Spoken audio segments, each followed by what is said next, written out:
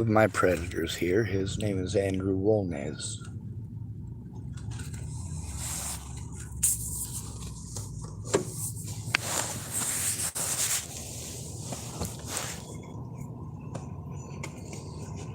One of the things about targeting poor people is that every little problem is an expensive problem. When you live on a fixed income and people are telling you to jump through a bunch of hoops you're not capable of jumping through, and then victimizing you and berating you and bullying you because you're not capable of doing what they want right when they want it, then they want to pretend like after months and months and months of not keeping their word, that you want them to do it instantly and you're being irrational by expecting it. No, absolutely not. If you don't care, just don't pretend to care. Don't pretend to. I've heard my entire life this whole my body, my choice bullshit. It's all bullshit. You know why? Because I never had a choice. I was circumcised at birth. Did I ask for that? Don't give me this bullshit about how it's cleaner. Don't be a fucking lazy parent.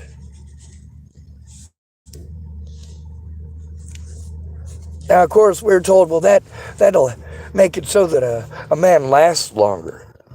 Yeah, you're cutting off some sensitive parts there. You're trying to do stuff for her pleasure. But why the hell?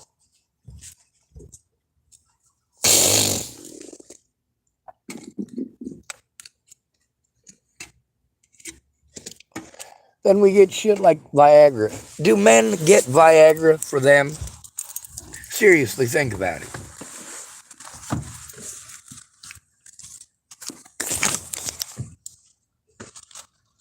No. A man is not going to get Viagra for himself. Just like circumcisions are for her pleasure. The same thing with Viagra. What's Viagra for? It's to help you do the deed that helps you to have babies, right? So how many men are out there trying to do everything they can to make a woman happy by giving her a baby? That's what she wants, right? So you try to give her that because that's what she wants. That's what she wants.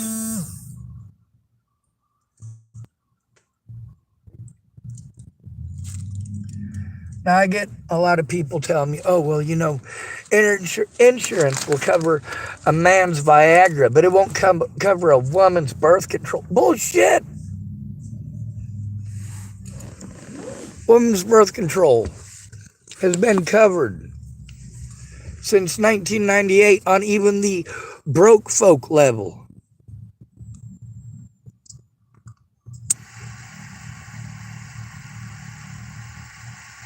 A homeless person, a homeless female, can literally have her birth control paid for.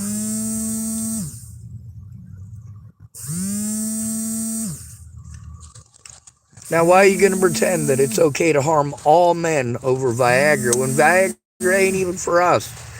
Viagra is never for us. We can't get it up for you.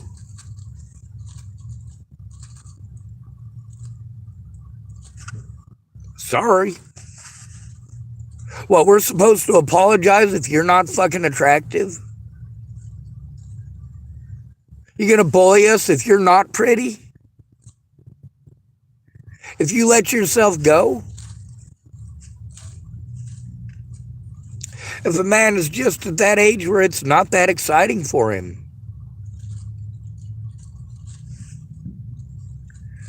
Then, of course, we've got women trying to pressure us.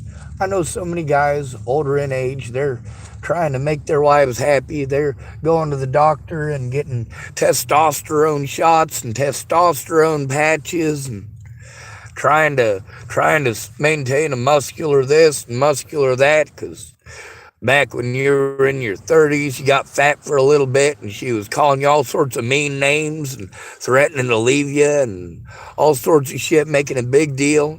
Now you're in your 50s, right? You're trying to maintain the physique of a 20-year-old man. You're taking testosterone, so you still got a lot more get up and go. You shouldn't have that much get up and go at your age.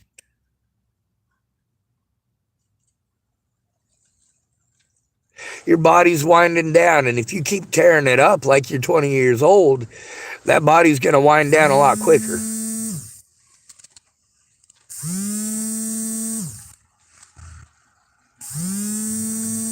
Are you really getting that Viagra because you need to get laid? No, you aren't getting a hard on because you're not actually interested.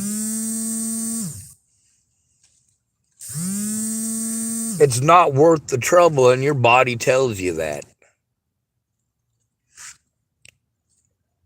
What kind of guys get Viagra? Guys in relationships with women who expect sex. They expect it to last longer than 30 seconds. Or they expect it to last longer than 2 minutes. Or they expect it at all.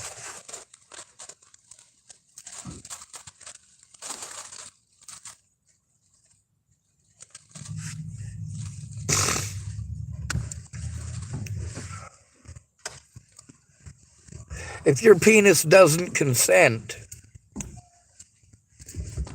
if your body doesn't consent, your heart's not in it, your mind's not in it, a woman is allowed to say no. A man is shamed for saying no. Well, you better go get some Viagra. Are you calling me ugly? Or are you calling me ugly? Women will outright tell you that you're ugly in a situation like that. Of course you're ugly. She's allowed to say that. Now that you're 50 years old, that same wife who wanted to treat you like trash because you looked more pregnant than she did. Well, now she's a 300-pound fucking heifer, and you better not say anything about her being fat.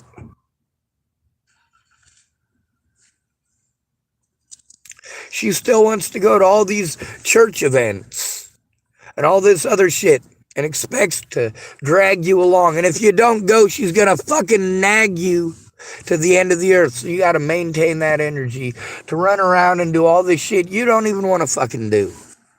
But you're doing it because you care about her. You love her as a human being, and it's not about her fucking vagina. But then again, she wants that vagina maintenance. She doesn't need for her skin flap to function properly in order to get laid.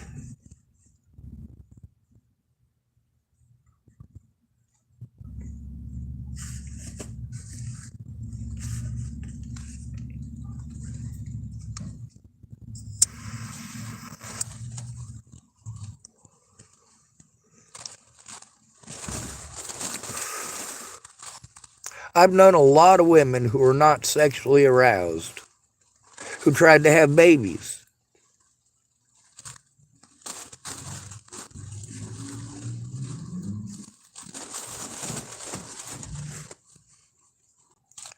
So if they're not sexually aroused, they're still able to have sex with their partner without needing Viagra.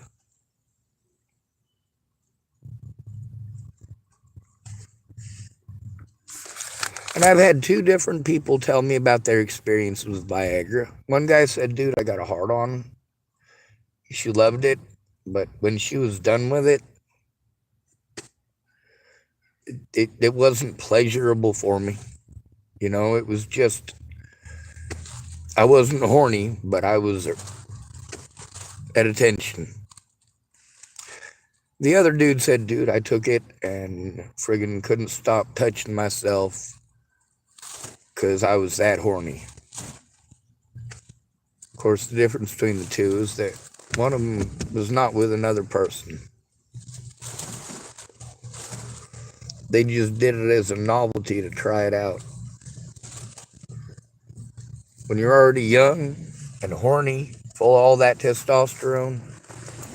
And of course, we equate testosterone to violence, don't we?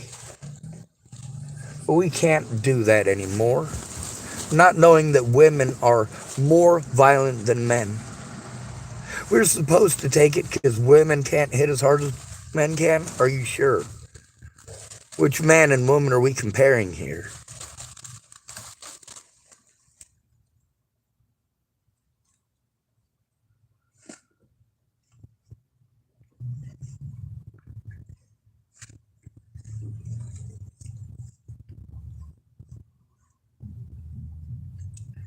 Here in the United States, we tend to victimize the victims.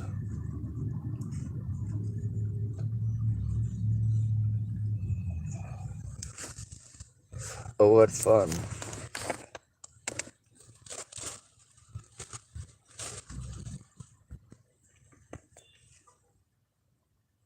Before I started this video, I saw a couple of people walk by that I know. It's Jennifer and David, and they'll probably be back through the other way here shortly.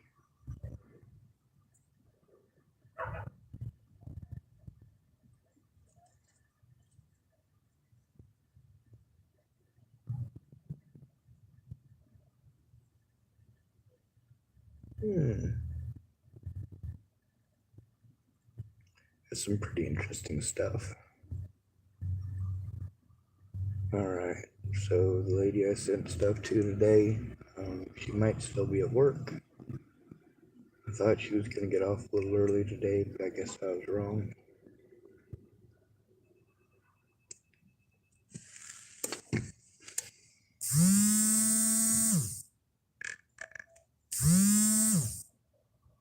Got a lot of restricted harassment calls over and over and over again. Aren't they fun? See, now you guys want to pretend that I'm some sort of a horrible person who is stalking some poor little girl. Hell no. Natalie was never stalked by me. I was stalked by her and her friends. Repeatedly, I've done what these predators have asked me to do, only for them to pretend like I'm some sort of a predator for doing what I'm asked. That's not okay, and that's why there needs to be somebody there with me for my safety, so that people cannot so easily take advantage of me.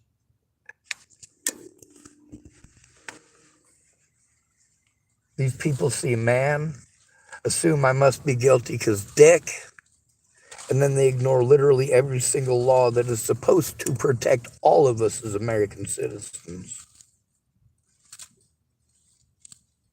It's stupid.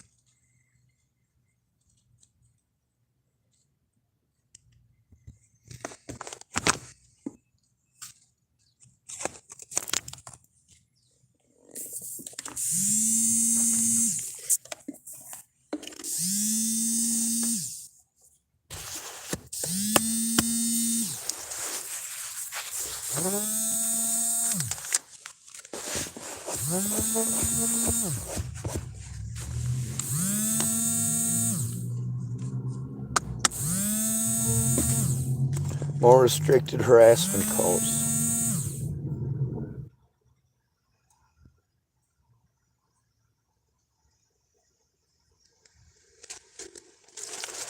A lot of folks, or poor folks, and cops know that they are allowed to blow off poor folks in illegal ways, as long as it seems as if nobody will care.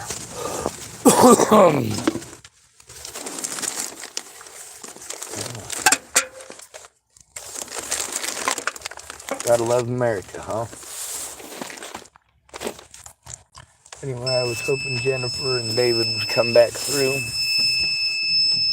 I've again wasted a day hoping that someone was going to help, but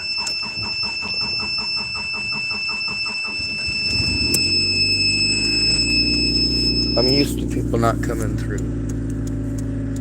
That doesn't mean I have to like it. That doesn't mean it doesn't hurt me greatly. Now, I try to believe that some of these people are actually good people, but that's not what I've seen. I've seen nice. Even a lot of genuine nice.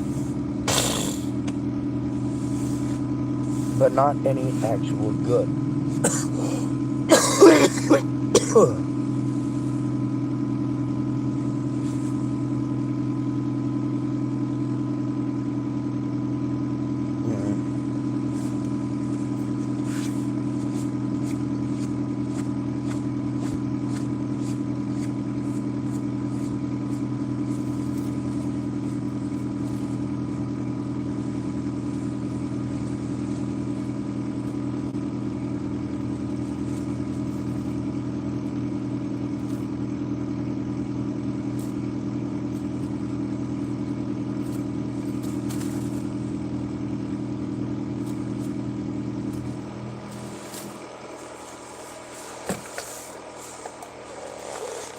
I want you to imagine something right here and now.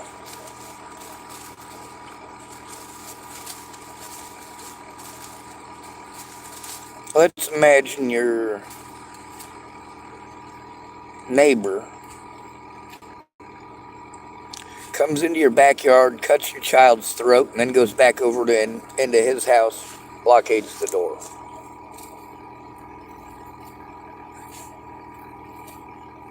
So now the only thing that you can do to get at your neighbor is to basically blow up his whole fucking house.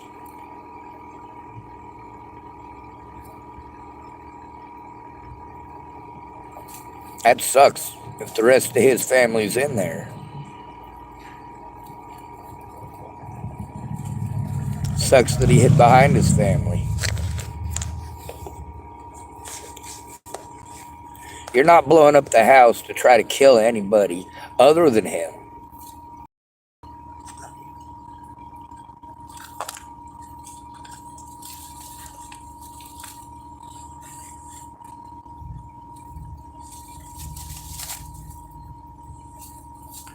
So we got Palestinians and Palestinian sympathizers all over the place, right? No, not Palestinian sympathizers, Hamas sympathizers. The Palestinian people chose Hamas.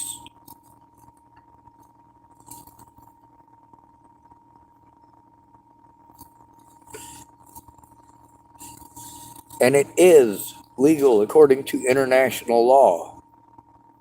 If a military base is indistinguishable from the civilian population, you don't have to just let them shell your house.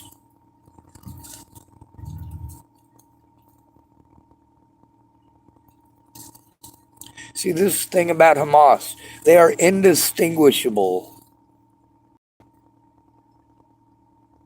A Hamas military installation is indistinguishable from a hospital because it's in a hospital or under a hospital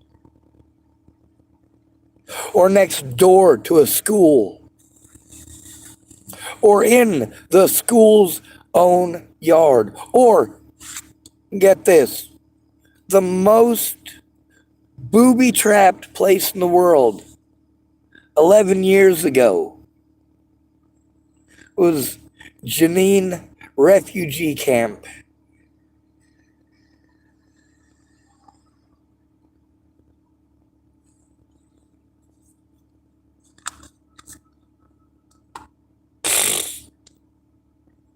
Yeah. That's how Hamas works. You want to say free Palestine? From who? Israel stayed the fuck out of the Gaza Strip. It was all theirs. They could have done whatever they wanted, except they chose to build a bunch of rockets.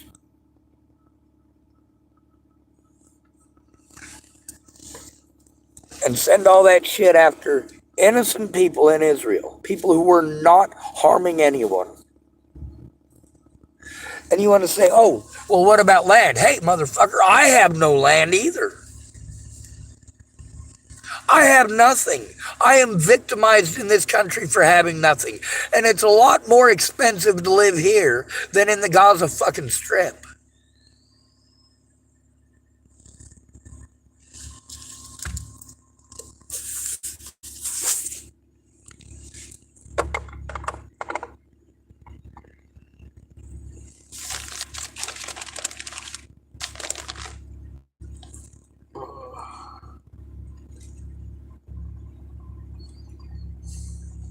I suppose I could probably go for a walk and go inside.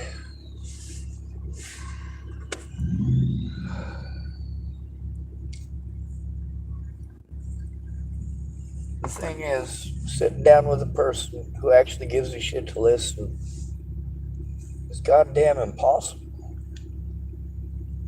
When people say they'll make the time, they don't come through.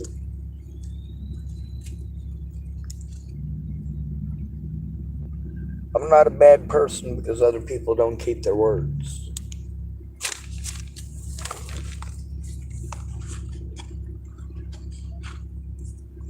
A lot of people swore up and down they were going to come forward, they were going to tell the truth, and then they just procrastinated, wasted time, swore up and down they didn't have enough money to tell the truth. I'm like, hey, all you're doing is talking over me and making excuses because you don't want to fucking do it.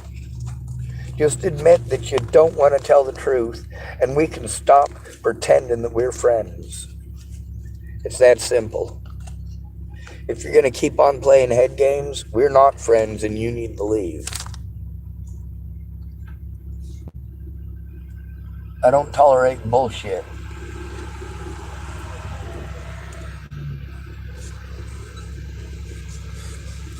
We got to find a way to do something about it, ain't we?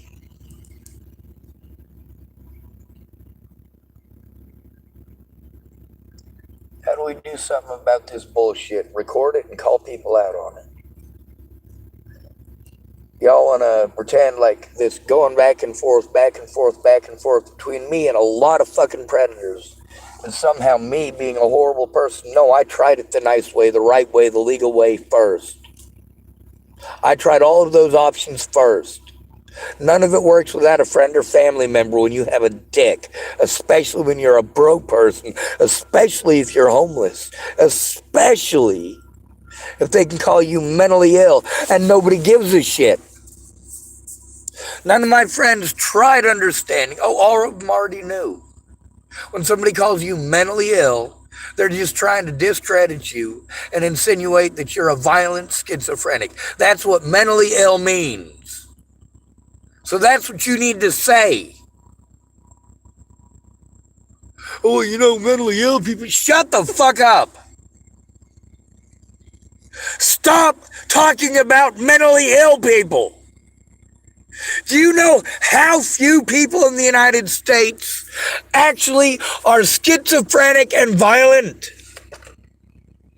Not every fucking mental illness is schizophrenic violence. Predators use the term mentally ill as an excuse, and those are the only people who use the term mentally ill. It is only used in a predatory fashion.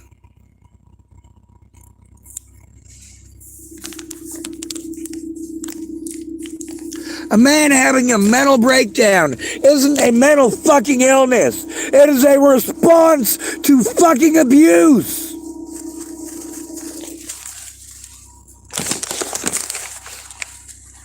Women want to complain all the time that all men are bad.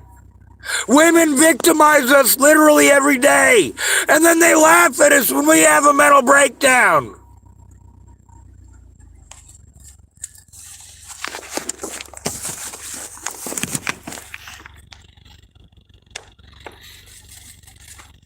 You want to pretend that telling the truth is putting your neck out there. No, it's not. It's being a decent person. No woman that I know expects out of herself what she expects out of a man. Not one woman I know. Not even the ones who claim that. And that's the difference between you idiots and what you've actually been taught. You show us what you've been taught. You tell us the pretty things that your parents told you. And then you go and do the fucked up things that your parents did. Your parents said one thing and did another. You say one thing and do another. And then it's everybody's fault but yours. Well, I was taught a lot different than y'all. I saw y'all doing what you were doing around me. But I was taught to learn from the idiots around me. And you know what I learned? People are more fucking likely to listen to the goddamn predator.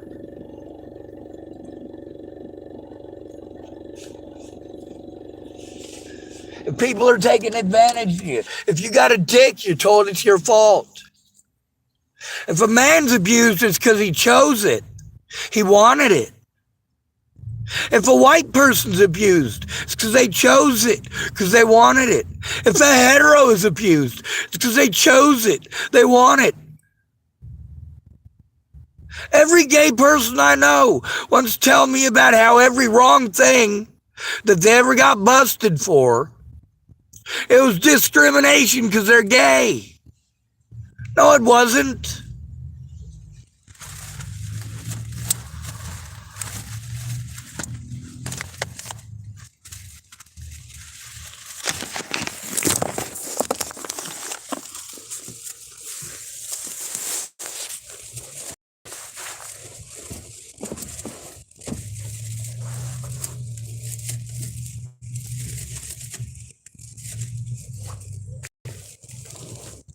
Anyway,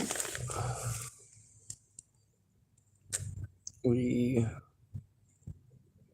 folks that I was here to see aren't here and haven't responded to text messages, which it's happened. It's real life. Now maybe I'll get to hear that somebody died in the family, or things got tough, or they got tired and took a nap, and you know what? Any of those could be true. If I question it, I'm a horrible person who's calling them a liar.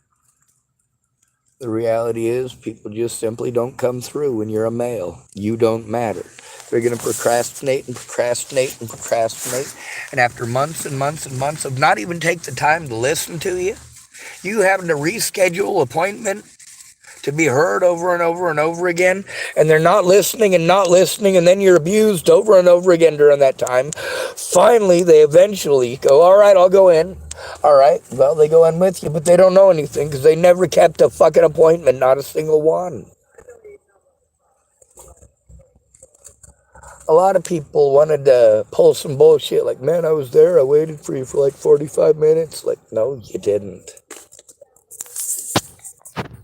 So I usually let them speak up first and apologize for not showing up. Because if I apologize because I was 5 minutes late, they'll scream and yell and hoot and holler and, oh, they were there, they waited for an hour, they waited for an hour, they were there the whole time, they showed up and I wasn't there. And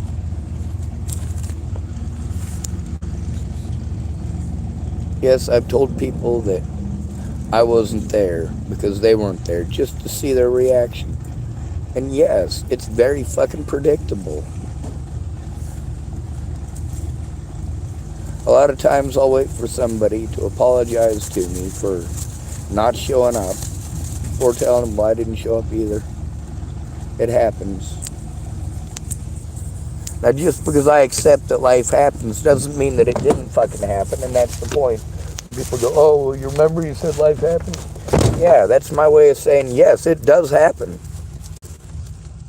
That situation you were in, I acknowledge that that happened. But the fact that you didn't help me for that period of time, that needs to be accounted for.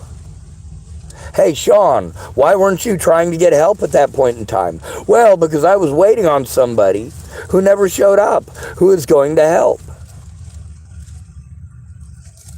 No, that's not passing it off on you as a bad person. But if you intentionally wasted my time, yes, you are a horrible person. You're a horrible person for wasting precious time of somebody who is disabled, somebody who is in an at-risk situation.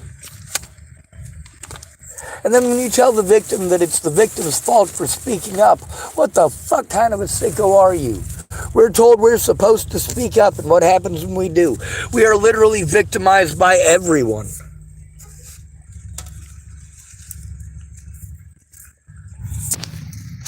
Before Natalie was killed, I was in housing in Nebraska, and I was renting a place at Kenneth Wilson and Leatha Plunkett's in Colorado. So I had to spend my money to travel between the two places when there was enough money to do it. And then, of course, I couldn't afford to do that and afford to rent both places.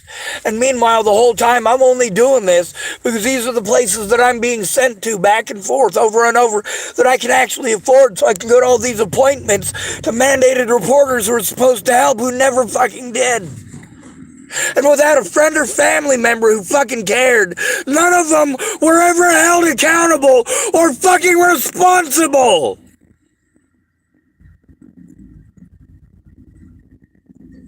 They just go, men are bad, and I don't know nothing. You have to subpoena me, by the way.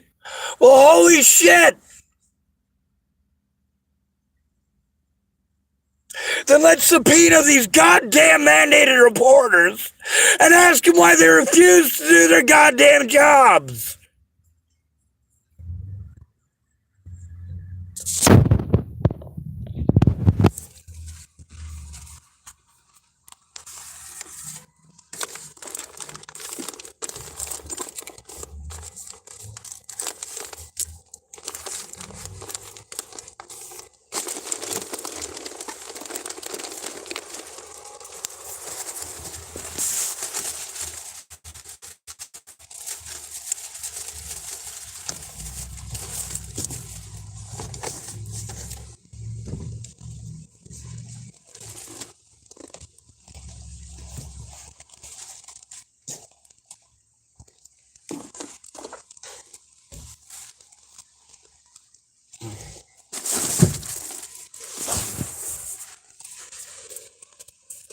When somebody is fucking harassed, bullied, and fucking repeatedly goddamn assaulted, and nobody cares, and that person wants to fucking die because of it, and they're trying to get help instead of trying to kill themselves. And it's not okay to lock them up like they're trying to kill themselves and fucking destroy their name and their voice for the rest of their goddamn life.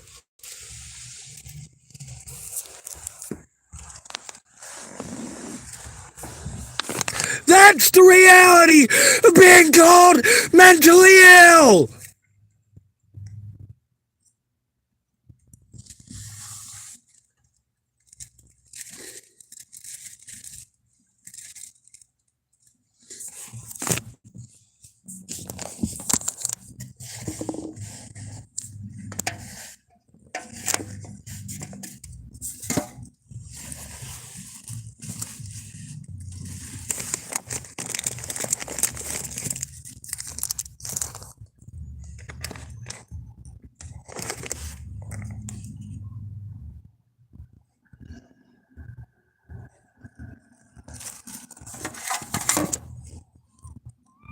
You cannot expect a victim of long-term abuse to try to turn in anything to any group or agency that takes American tax dollars.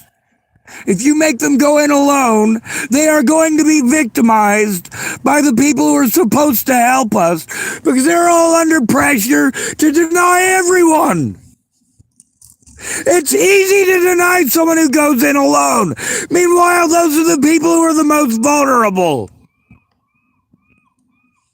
They're literally taking advantage of the most vulnerable adults at all of the places who are supposed to help the most vulnerable adults.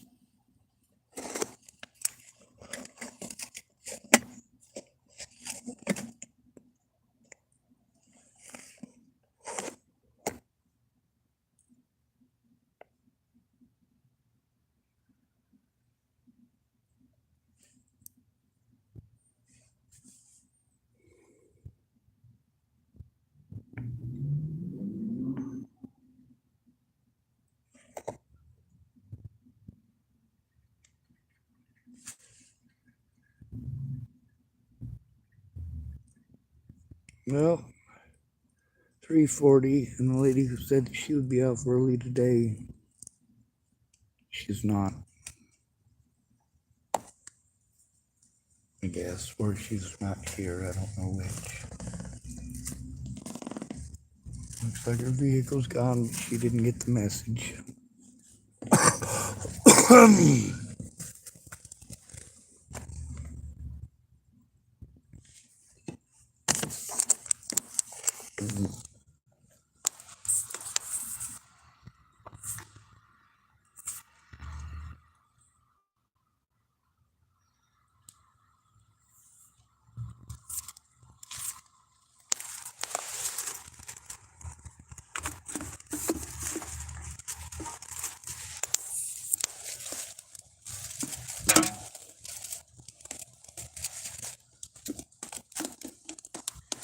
Americans don't try to understand or care how the legal process works, or how when the people who are supposed to do their jobs in that legal process, when they don't do their jobs, how it results in innocent people being harmed.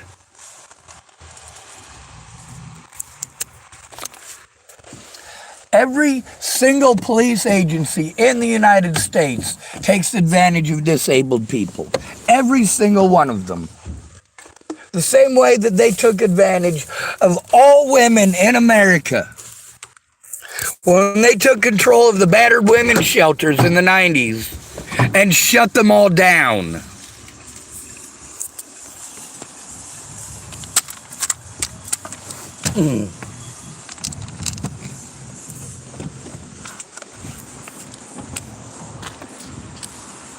See, we used to have a lot of independently run shelters. Now, they're technically called safe houses, but they were primarily only used for women. Men weren't allowed to these places. They were only for women. They've never had actual safe houses for men, except for a couple of pastors and a Catholic priest who had Boys Town like ambitions for small shelters, but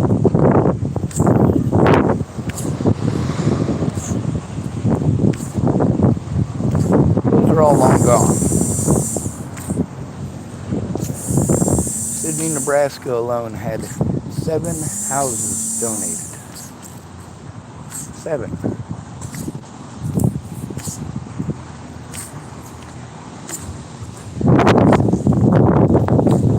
Now the problem is that Sydney, Nebraska, just like everywhere else in America, in the early and mid-90s, all of these battered women's shelters ended up becoming property of local police departments or sheriff's departments and shut down because they didn't want to manage them.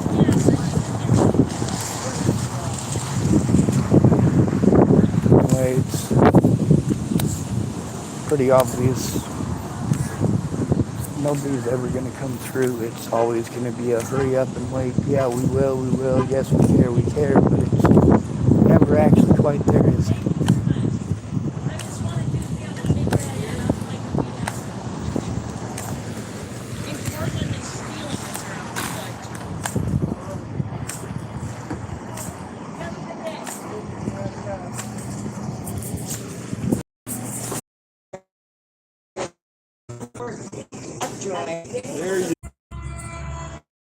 Well, it's too bad I live in the United States where sexism rules everything. Where women play victim and don't do a goddamn thing.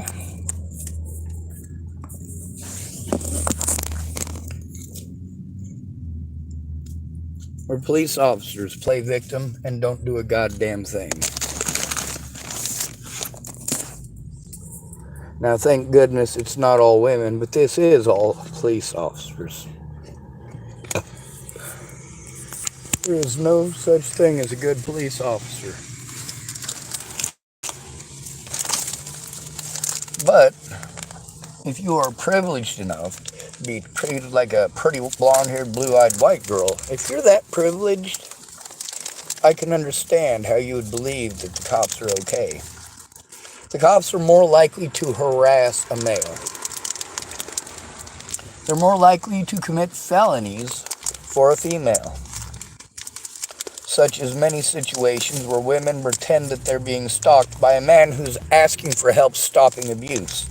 And much of that stems from the fact that cops don't want to do jack shit for a man. And we have to deal with public pretenders who are going to tell us, oh, well, a jury's not going to listen because you got a dick. Okay, well, fine. You need to speak up about that.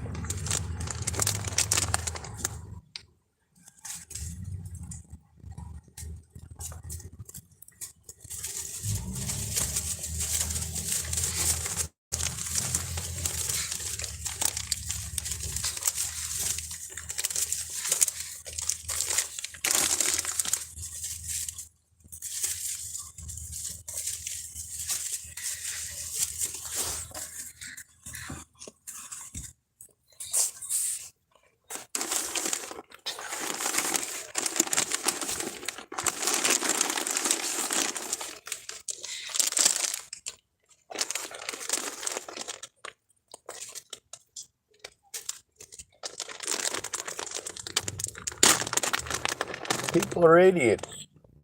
They don't like being reminded that they're idiots or told they're idiots. What makes them idiots? Well, let's give you an example of Brandon Ratner, who claimed to be my friend.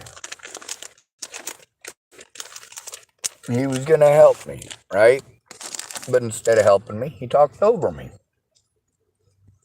So it's always his turn to talk.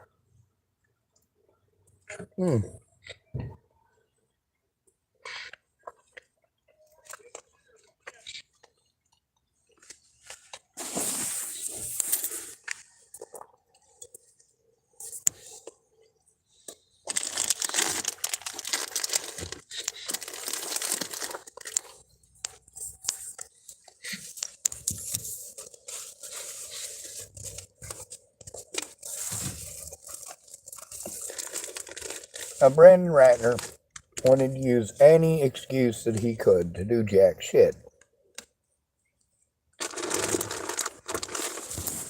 When it came time for him to actually follow through on something, he literally didn't.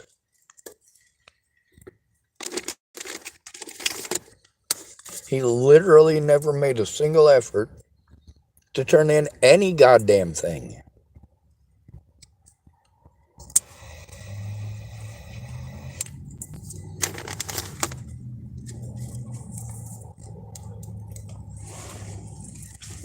Cops bully you everywhere. And then knowing that you have no money, they will try to ship you somewhere else, hoping that you won't have the money or the intention of ever coming back. Well, I never have the intention of having shit held over my head in court or having enormous fucking expenses. These are not my choices. I am bullied into these things by the people I'm supposed to go to for help. Instead of doing their legally required job, they want to suggest and infer that I should do other things, or outright tell me to do those things, or say, why don't you just move? Because it's too goddamn expensive. Because I can't physically move everything. Because I can't fucking afford it.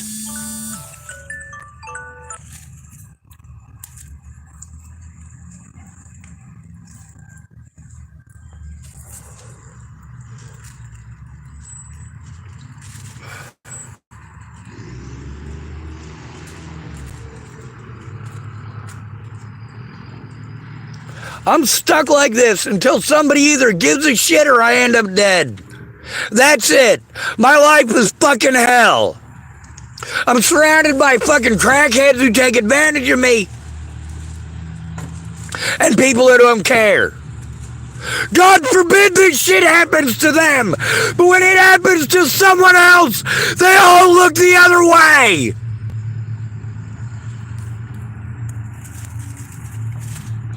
Don't pretend to care if you're just gonna look the other way while people are fucking harmed.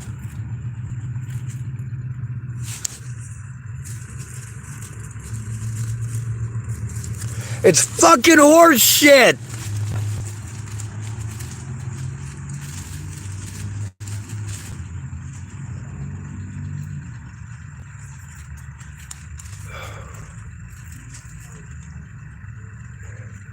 Jesus Christ.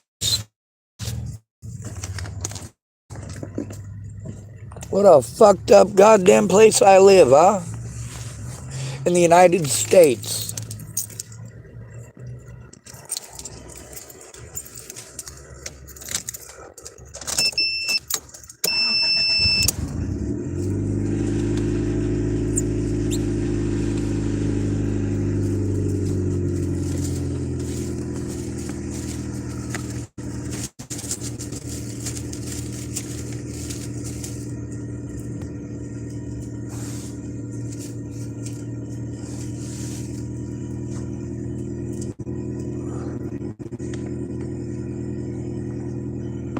Ugh. Well.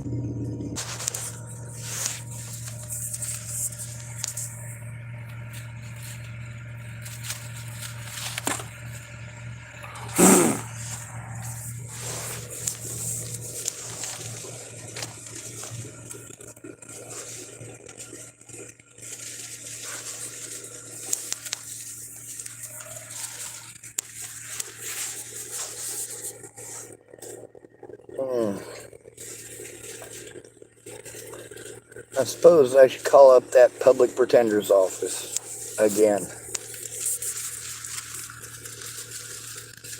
So that's what we'll do.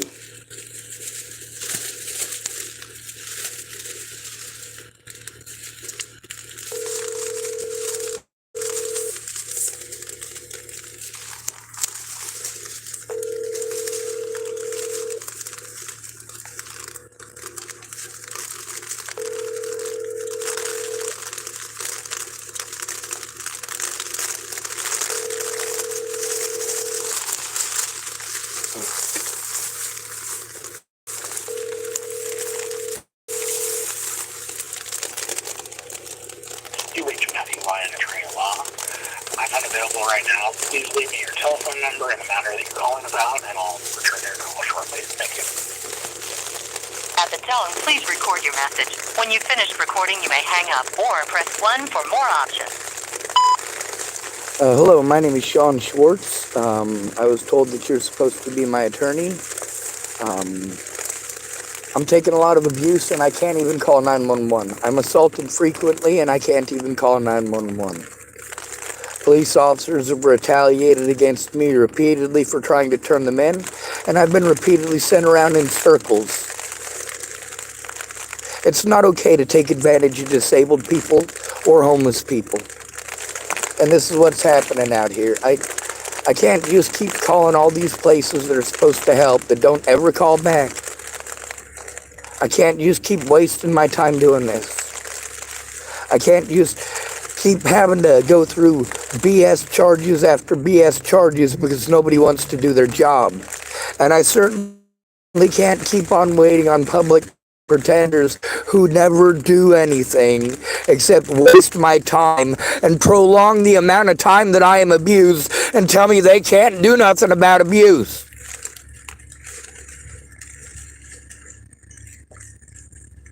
If you're satisfied with the message, press 1. To listen to your message, press 2. To erase, to send your message with normal delivery, press 1. To send your message with urgent delivery, press 2. Thank you. Your message has been sent.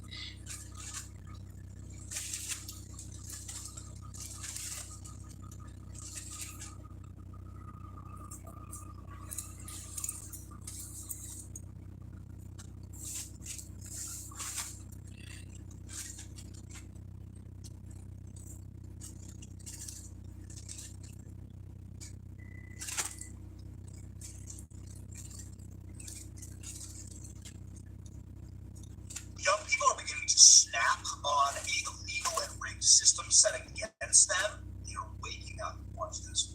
I don't want to work anymore. Now everyone is not going to watch the full video of people comment about how lazy I am, how lazy my generation is. No, I just don't want to work anymore. I do want to work, but the problem is the purpose of a job is supposed to pay for you to be able to afford to live, and that's just not the case anymore. Everything is so expensive right now, and wages are not keeping up with the cost of living. That is why my generation is frustrated. That is why we don't want to work anymore, because we work really hard and we still can't afford to even get by. So, like, what's the point? Yeah, that's the generation before you too, stupid. We can't afford to buy things we want. We can't afford to go out and do fun things. We can barely afford to But pay you can rent. sure as shit mooch off of men to pay for it. Young people are beginning to Maybe you should have less expensive expectations.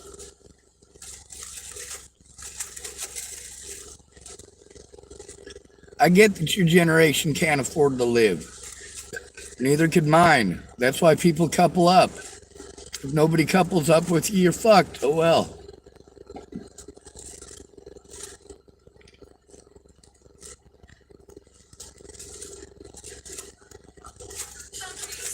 Let's listen and see if this retarded lady has anything non-retarded to say. While she treats other people like they're retarded. Even shoes. Febreze doesn't cover uploaders with scent, but fights them. And Oh, freshens come on. over Nobody wants to 1,000 listen to this uses. shit. Febreze fabric refresher. Fuck Febreze. Jesus fucking Christ. So useless.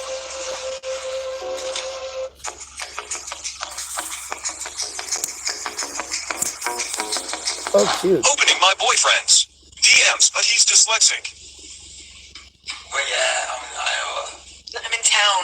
Oh. Okay, so this girl goes through her boyfriend's phone and finds this message with kind of a flirty picture saying, "Where are you at? I'm in town." So she confronts him about it, and his reaction is misreading it and thinking it says, "I'm in Iowa." Well, people did not appreciate her just laughing this off. The comments quickly descended to madness, with the primary assumption being that he's been faking his dyslexia this entire time so that he can act dumb because he's a cheater. The women in the comments, who have apparently forgotten all about Women's Month and female empowerment, have been roasting the out of her, reminding her that she's pathetic, making excuses for him, and that she needs to wake up. Who's gonna tell her? Girl, don't just say that. You being played. Nah, they've been texting. He just deleted the messages. I don't trust him. Yeah, things aren't looking great for the boyfriend here, but as the video gets more and more viral, the internet does its thing, and in a never-before-seen partner-shaming twist, we get this comment. A woman comes in and says that this is an account that has been pretending to be her for 10 years. Others corroborate the story, saying they followed me and unfollowed me several times. Apparently, this has been an issue for her for years, with this catfish making its way through the entire University of Florida. So basically, this dude was just being solicited by a professional catfish. I mean, homegirl was probably in the deep,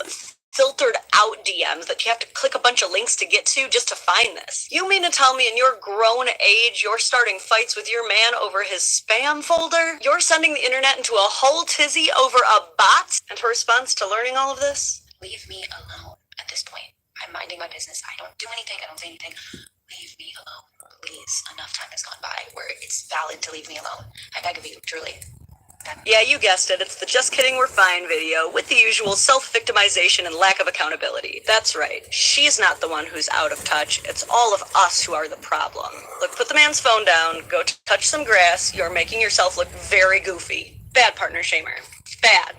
3 ways my husband was a tremendous support person while I was in labor. Oh boy, what did this guy do? Brought his own fan. How dare he bring things to make himself more comfortable? Canceled. Made sure he didn't miss a meal, even though I wasn't allowed to eat anything. Look at this dude. He probably burns like 1,000 calories an hour. Stayed well rested while I was kept awake by contractions and his snores. So the partner being shamed here is actually Jason Kelsey, who plays for the Philadelphia Eagles and brings in roughly $14 million a year. Now, I'm not saying if you earn $14 million a year, you're allowed to be a lazy piece of crap while your wife is in labor. What I am saying is that apparently even if you bring in $14 million a year, put your wife up in a private luxury hospital room, and never leave her side, she can still make you look like a lazy piece of crap to the internet for clout. And I hear you barking, big dog. Come on, Lauren, she's just joking. Sure about that? I literally would scream at my husband. 100% not my ex-husband. This actually makes me mad. While it's being turned into somewhat of a joke, I know how incredibly hurtful this is. It's not really a joke when women really resent their husbands over this and want them to feel bad. And my question to you is, as a mother, outside of just being there, available, and supportive, what do you expect men to do during your labor? Is he to just sit there staring at you, unblinking, depriving himself of every bodily need? Is he only a supportive partner if he's in as much or more agony than you? And look, Jason will survive. He's a beloved American celebrity athlete. He'll be fine. But to the average lady posting stuff like this about your man, I'm just letting you know that to a lot of us, it doesn't make your man look bad. It just makes you look like you hate him. So if that's what you wanted to do, congrats. To a VIP area, and then that's where he claimed he was drugged. Go back and watch all of her videos. This is a story that has been going viral over the last 2 days after this creator uploaded a video of herself throwing all of her husband's clothes off the balcony as he attempts to pick them up with the caption, "Don't let your husband go to Vegas without you." All the big creators are chiming in on this. Mama Tot, Jolly Good Ginger, and everyone has been dragging this man. They're not real Facebook, people. He had to delete his Facebook. He's getting called a cheater, a liar, a gaslighter, and nobody in the whole comment section, none of these creators stopped and paused when she said he'd been drugged. For me, that changed everything. But for all of you, you don't believe him. None of you believe him. And those of you who do believe him are still saying that it's his fault because he should have known better, should have been able to defend himself. You women are in the comments right now unironically saying that a real victim would have gone and gotten tested and gone to police right away, and if not, they're lying. And none of you can see the implications of what you're saying just because he's a man. This is such a messed up saga right now, and ladies, God help you. Except this lady, she does what most of you do. She tries to cater to people to get more views, more likes, and ultimately more money. She does this by painting on a pretty face. That's right. You might be surprised to know what Miss Lauren actually looks like. She's not as pretty as she is in that, according to your standard, because, well, she looks like a person without all that makeup on.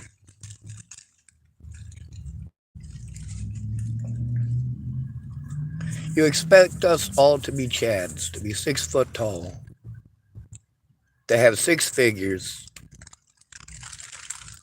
to have a chiseled physique, and a rock hard cock all the time, so it's available whenever you want it.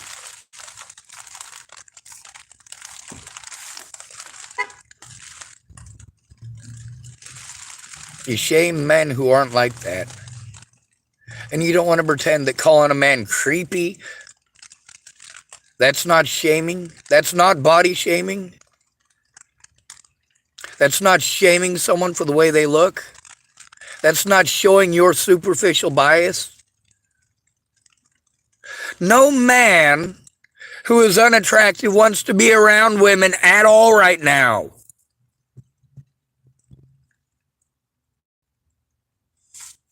Unless he's a horny idiot.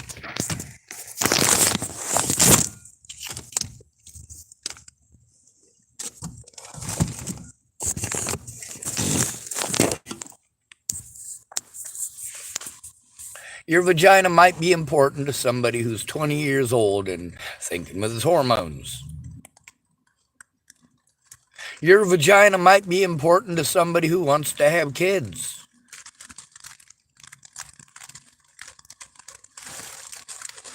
I always wanted kids,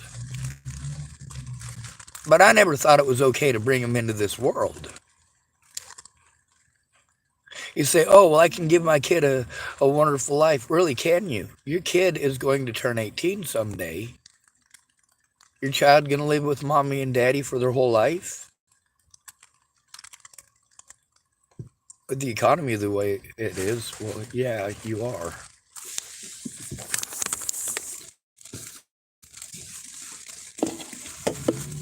Gold. And then you tell them it's their fault that they fell on their face the most. You've got the Star Trek, right? And then you got the girl who's on the cheerleading squad and plays volleyball, right? And then you got your autistic son who you want to hide from the world.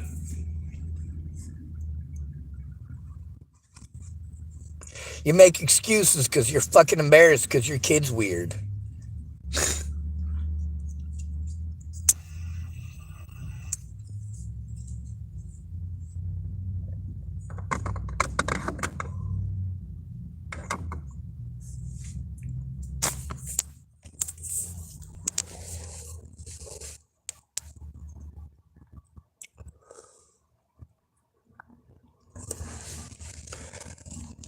Every agency that I went to went out of their way not to help me, to literally ignore the issue, ignore the problems, to dismiss me outright, and to take advantage of me for monetary gain at my expense and the expense of the American taxpayers, because I had to pay to go on the trips, to go and see these people. It was my time that was wasted by sitting through while they made a profit off of doing jack shit.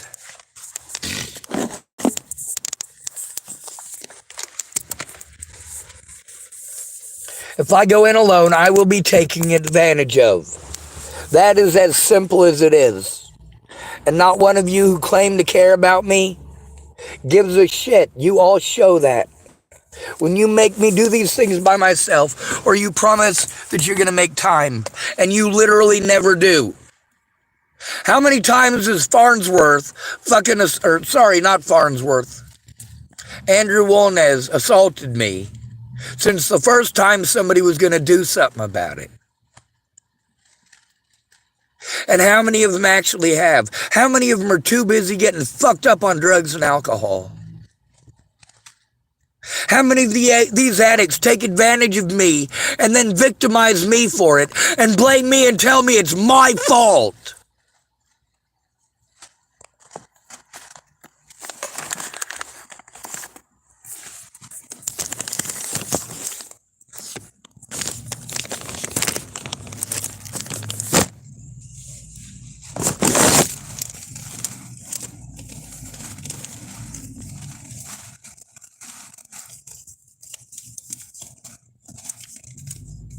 Rather than Nicole Vertner doing her job as a mandated reporter, what did she do? She pawned me off on Brian. And what help did Brian give? None. He took advantage of me, misled situations in order to gain control of my property.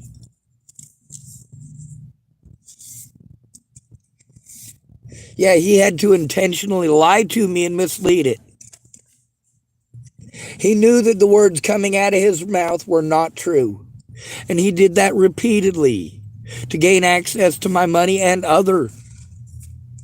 Now here's the thing, is that would it really be that difficult for Nicole Peralta to actually do her job as a mandated reporter at that point? No.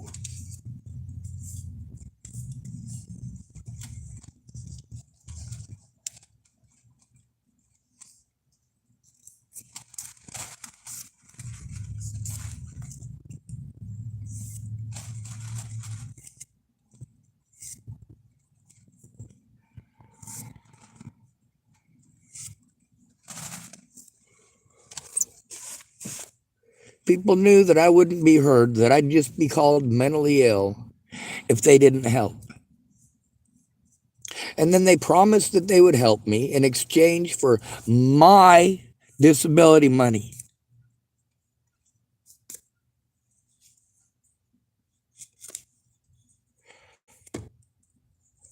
And when I spent that money jumping through all the hoops that I was promised help if I jumped through those hoops, well, it didn't matter, because once I jumped through those hoops, they didn't have to follow through either.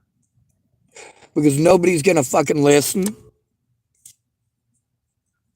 I'm not a human being. All of these places just want to be Debbie Downers and tell me I have no fucking rights. That's all they ever do when you make a disabled person go in alone. I have to be afraid to fucking call these places alone. Because they're not even going to make the minimal fucking effort.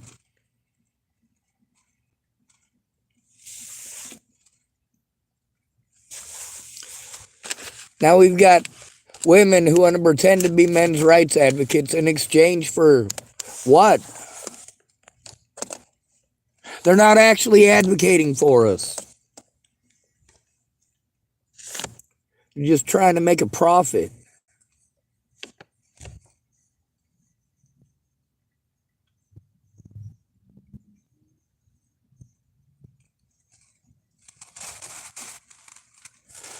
I've spent the last, 8 years trying to get someone to actually give a shit. Lots of people called me friends and family before Natalie was killed, but none of them showed that they were. All of them wanted to change the subject and make me go do things that are fucking expensive and didn't do anything but eat up what little money I had.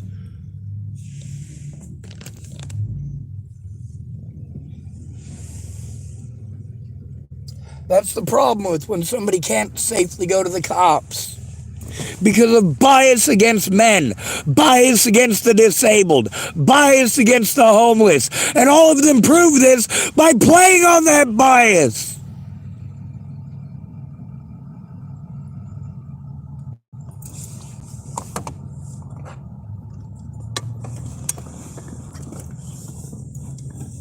I keep waiting on these supposedly good people to show that they're good people.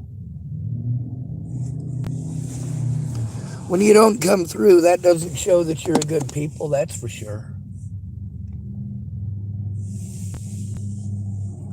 I want to believe maybe something happened. You know, there's lots of people that said they would help me and said they would listen, and they called up and talked about themselves the whole time. And so that's what's recorded, and that's what's on YouTube, is them talking about themselves the whole time. Then they want to get angry because I posted up on the internet conversations between them and I, where they wanted to show how selfish they were by talking about themselves nonstop instead of giving a shit. They didn't give a shit about me. They were just glad that somebody called that they could fucking talk nonstop about their own stuff.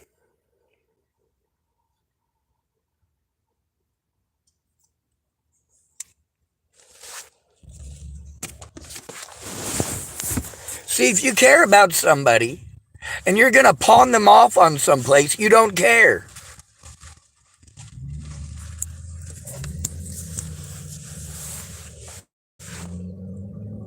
Fucking Christ.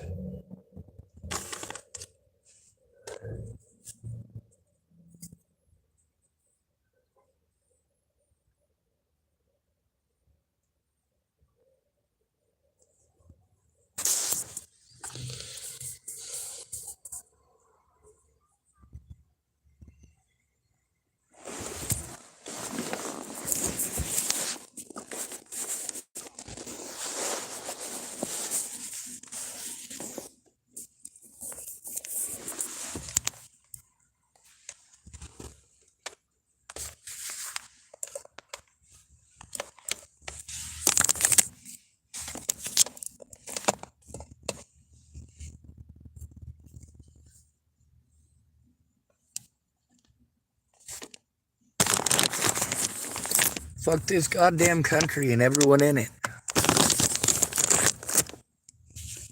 See, all these people that could have come forward with me want to use the excuse of the cops never called them.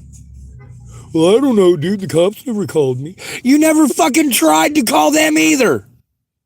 You never made any effort. You never made any effort to go in with me either.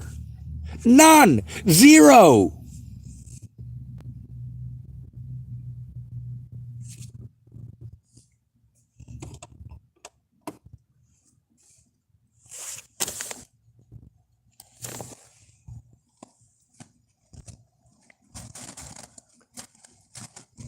Care Tillamook says they're closed. Opens at 9 on Tuesday. Now what happens when I go to Care in Tillamook? I get taken advantage of and talked over. I don't need them to tell me what their duties are and go through a 1-hour list and then tell me the hour's up, come back in 30 days, or come back and talk to somebody else and fill out more paperwork for them to say they literally do nothing. Nothing. They're just going to talk over us and waste time and get fucking paid for dismissing all of us victims out here. When you're complaining that the government's wasting money, well, you're not doing anything about what they're wasting money on. They're wasting it on victimizing victims because you don't give a shit.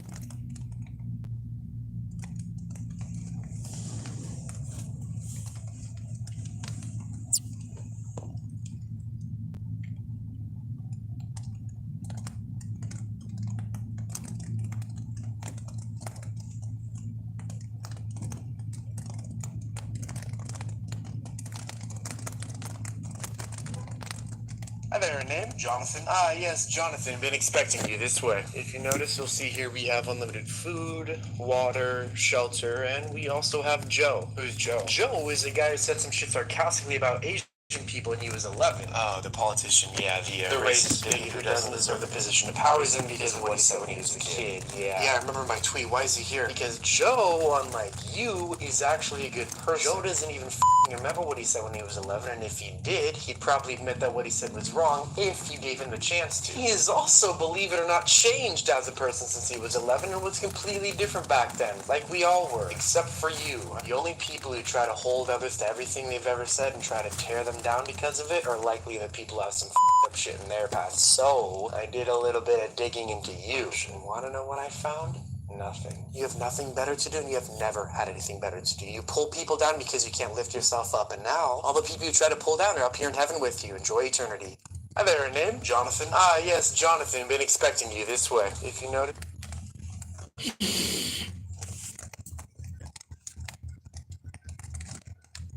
Alright, real quick, this one goes out to all the wives making all those videos about my husband's always asking me where he put his own keys. What a loser. So my husband is not home right now. I just called him because I cannot find my Nintendo Switch, and I just called to ask if he knew where my Nintendo Switch was, and he was literally like, yeah, you did put it in a weird spot. It's actually in the basket in the bathroom where you put all your hairbrushes and shit. He meant this one, and he's right. It's definitely in there, but this is literally crazy because that's what it looked like when I walked in. There's my Nintendo Switch, but there's no reason he would ever go in here. These are just hair wraps, my hairbrushes, and somehow he knew that my Nintendo Switch was in here. It's called looking out for each other, so to the wives who remember where your husbands put their keys, and to the husbands who know where their wives put their switches, chef's kiss. Alright, real quick, this one... Cute, right? The thing is, I'm not heard. I'm not heard. None of these people care that I am hurt every day. And that includes being hurt by them every time they lie. Every time I waste an entire day waiting on them because I'm not allowed to do it for myself. Meanwhile, they're not going to stop and listen. They're just going to pretend they understand. Or, oh, Sean, you need to understand I had a lot of stuff going on. Yeah, I do understand you have a lot of stuff going on. I also understand that I'm going to get treated like I didn't even fucking try unless you admit that in court.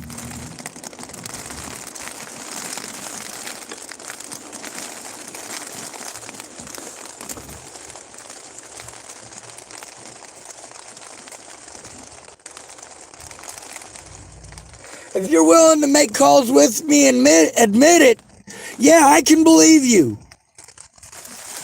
If not, you're a fucking liar who intentionally wasted my time.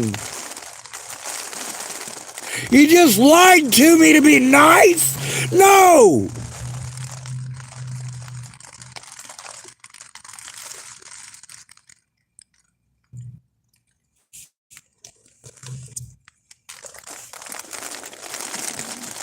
This shit is not fucking okay.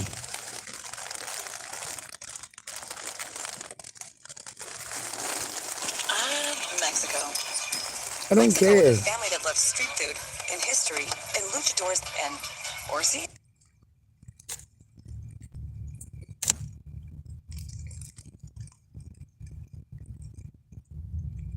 It's hard to believe people and they're fucking liars.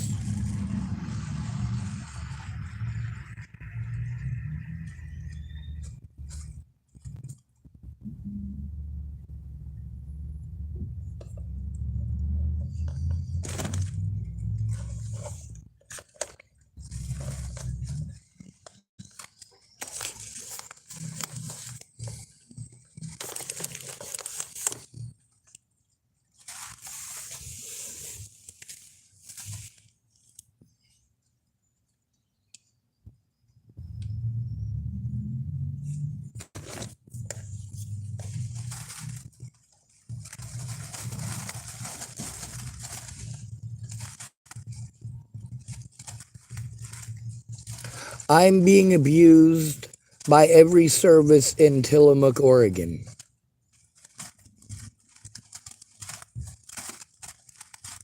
National Domestic Violence Hotline.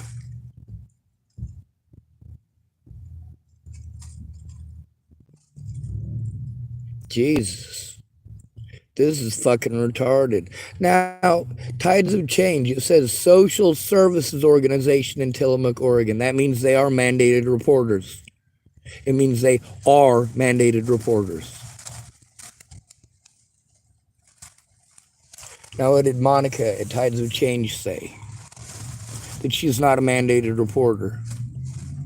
Well, if you're a social services organization, then yes, you are. Oh, there's wolnez. There's you screaming, "Leave me alone!"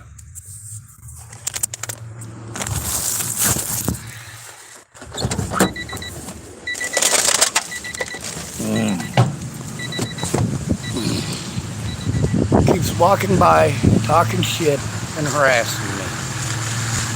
Every fucking day. If it's not him, it's some other fucking punk. And none of you give a holy fucking goddamn.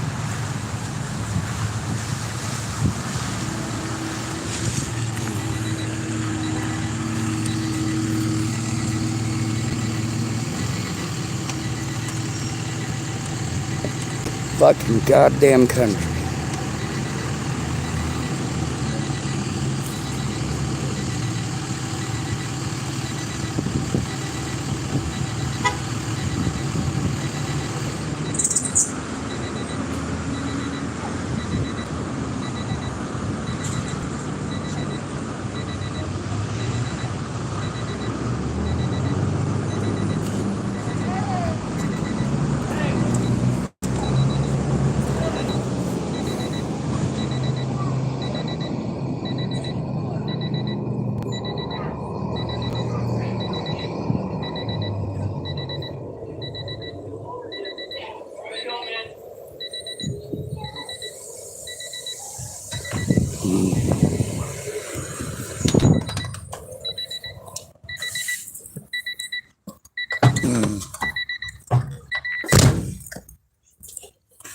It's obviously not a good place to live. All these people complaining about Tillamook's a shitty place to live, that's because they're making it shitty by looking the other way.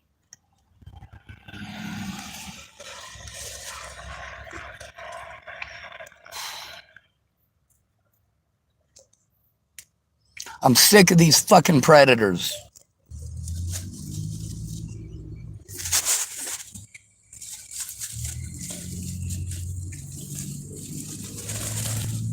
I guess we'll try this domestic violence bullshit line.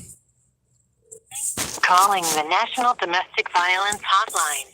Para español, oprima dos. For English and all other languages, press 1. We would like to collect some demographic information while you're waiting to be connected to a live advocate. This information helps us best assist you and informs future services. Are you willing to provide this information? No. At this time, we are experiencing higher than normal call volume, and wait times may be longer. If at any time it becomes unsafe for you to wait, please hang up and call back at a safer time. Your estimated wait time is about 25 minutes.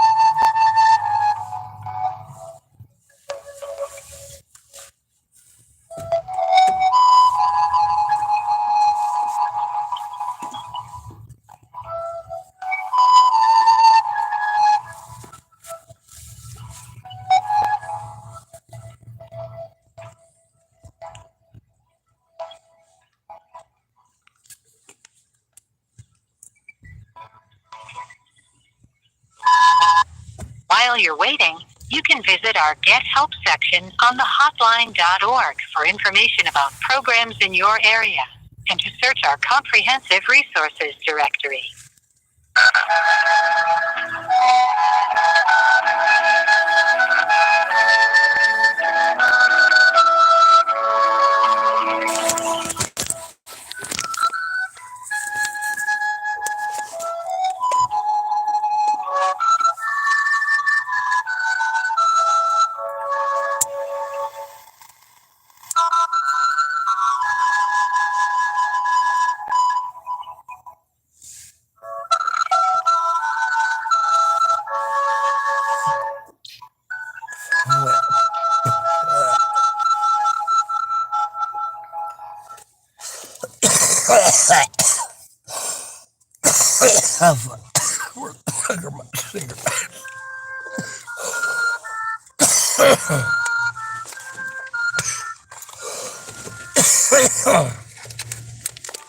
I hate my tobacco pipe. The hotline.org has important information on safety planning, understanding abuse, and how to help others who may be impacted by abuse. Searching these resources can be helpful while you wait.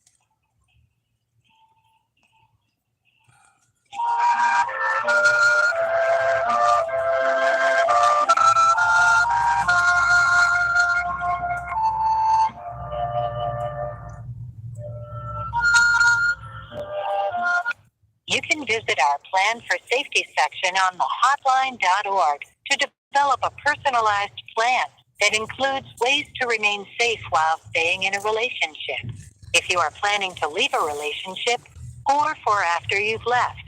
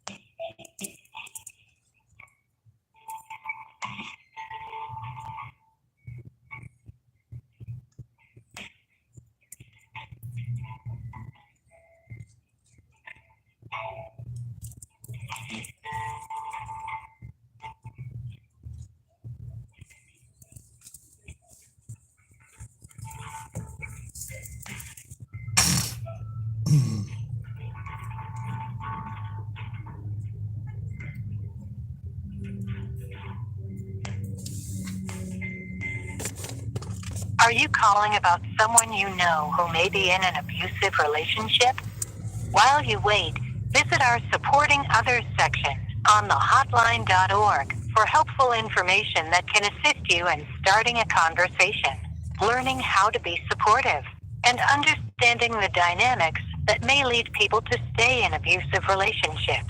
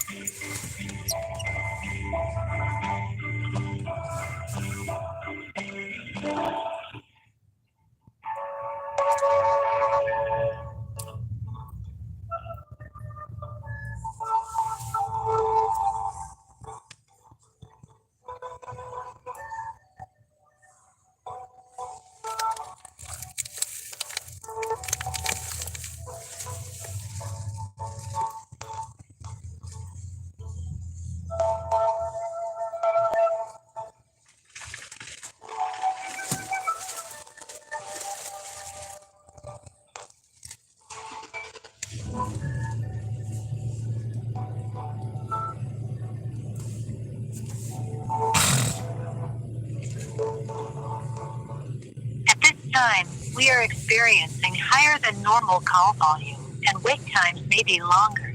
If at any time it becomes unsafe for you to wait, please hang up and call back at a safer time. Your estimated wait time is about 15 minutes.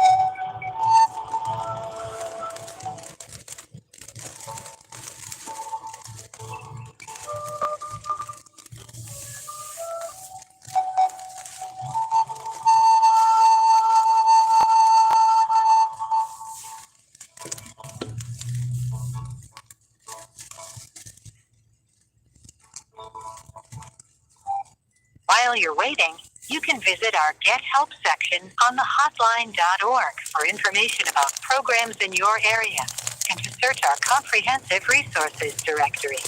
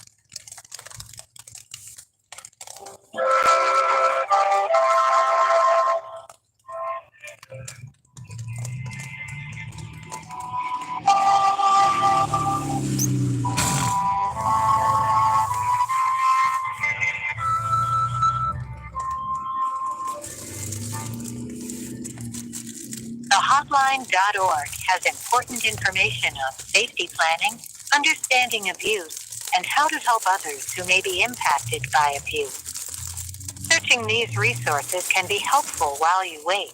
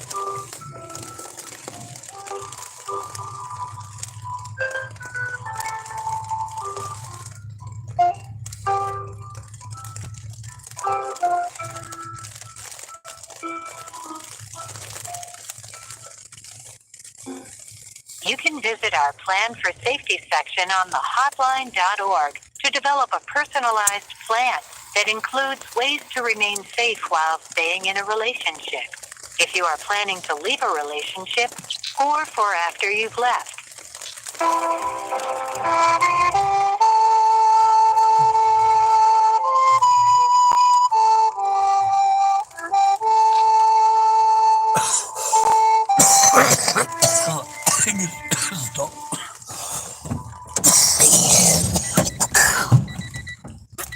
Thank you for calling the hotline. Are you in a safe place to talk? I'm sorry, I'm coughing. I'm a smoker. Okay. Can I get the city and state you're calling from? I'm in Tillamook, Oregon.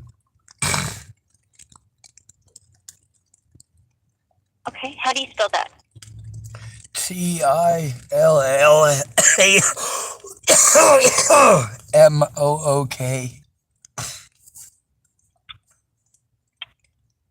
Okay. And can I also get your age, race, and gender? I'm 43.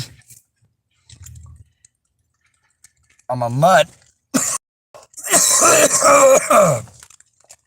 And I'm a male. Okay. And what can I help you with?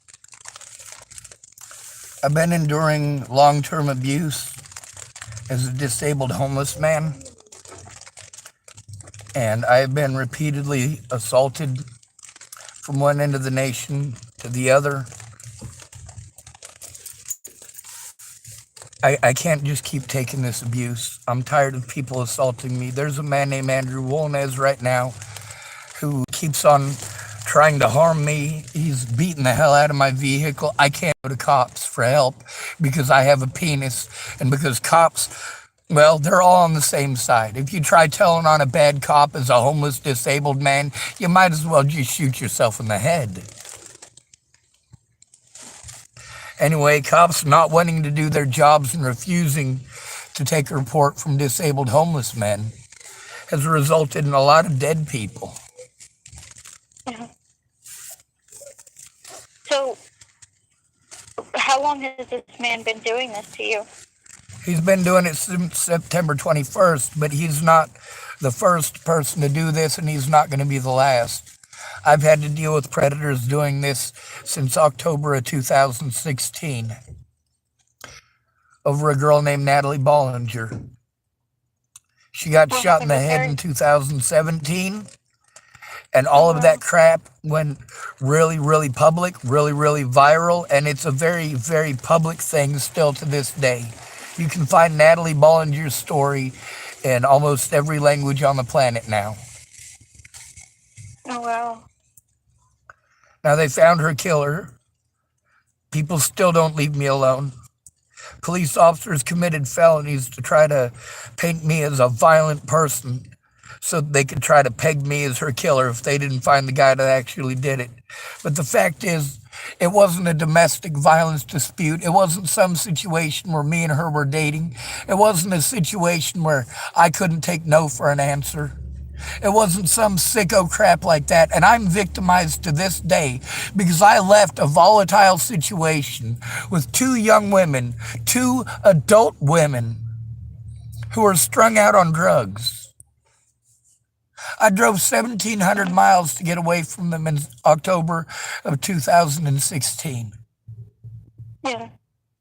And I was treated like I was a stalker. And you know what people say when a pretty young lady calls you a stalker? Pretty soon, they almost immediately start insinuating a whole bunch of other messed up stuff. And then pretty soon, you got a whole bunch of people harming you. In real life, online, harassing you, making fake account after fake account over and over and over again. People harassing you from restricted numbers over and over and over again. And you go to the cops and they tell you just need to man up. Or they tell you they have real police work to do. Or they try to tone bully you and harass you until you have absolutely nothing. They send you around in circles for mental health. You got to be crazy to have a penis and try turning in women for stalking. Meanwhile, statistically, women are 11 times more likely to be stalkers in this country than men. But men are between 6 and 26 times more likely to be arrested and convicted. Women are 30 times more likely to be the physical assailant in a relationship. But men are far more likely to be the ones arrested and put in jail. Women are given leniency. The average sentence for a woman who is an actual pedophile, who had actual sex with an underage student, the average sentence is 8 months. The average sentence for a male is over 40 years. Oh, yeah. It's messed up. It really is. And it shouldn't be that way. I agree with you there. The fact is that I'm being gang stalked. I don't mean some alien conspiracy, CIA, Illuminati crap. I mean, it's a whole bunch of druggies and their customers that made my life a living hell. I'm a disabled and at-risk adult who can't take care of himself. I'm autistic, but most people, as soon as they hear autistic, they assume retarded, and they start believing a bunch of rumors that were dispelled in the 90s. But then Autism Speaks comes back, and they want to pretend that all autistic people are some stereotype that needs to be cured. No, most of us are wonderful people. We're the most honest people you'll ever meet. Right. Now, the reason that people with Asperger's were put into the same category as autism is so that we would have access to the same resources as autistic people, because we're at the same level of vulnerable. Yeah. And the problem is I can't just keep taking abuse because people want to pretend that autism is mental retardation, or that Asperger's somehow means that it's okay to harm me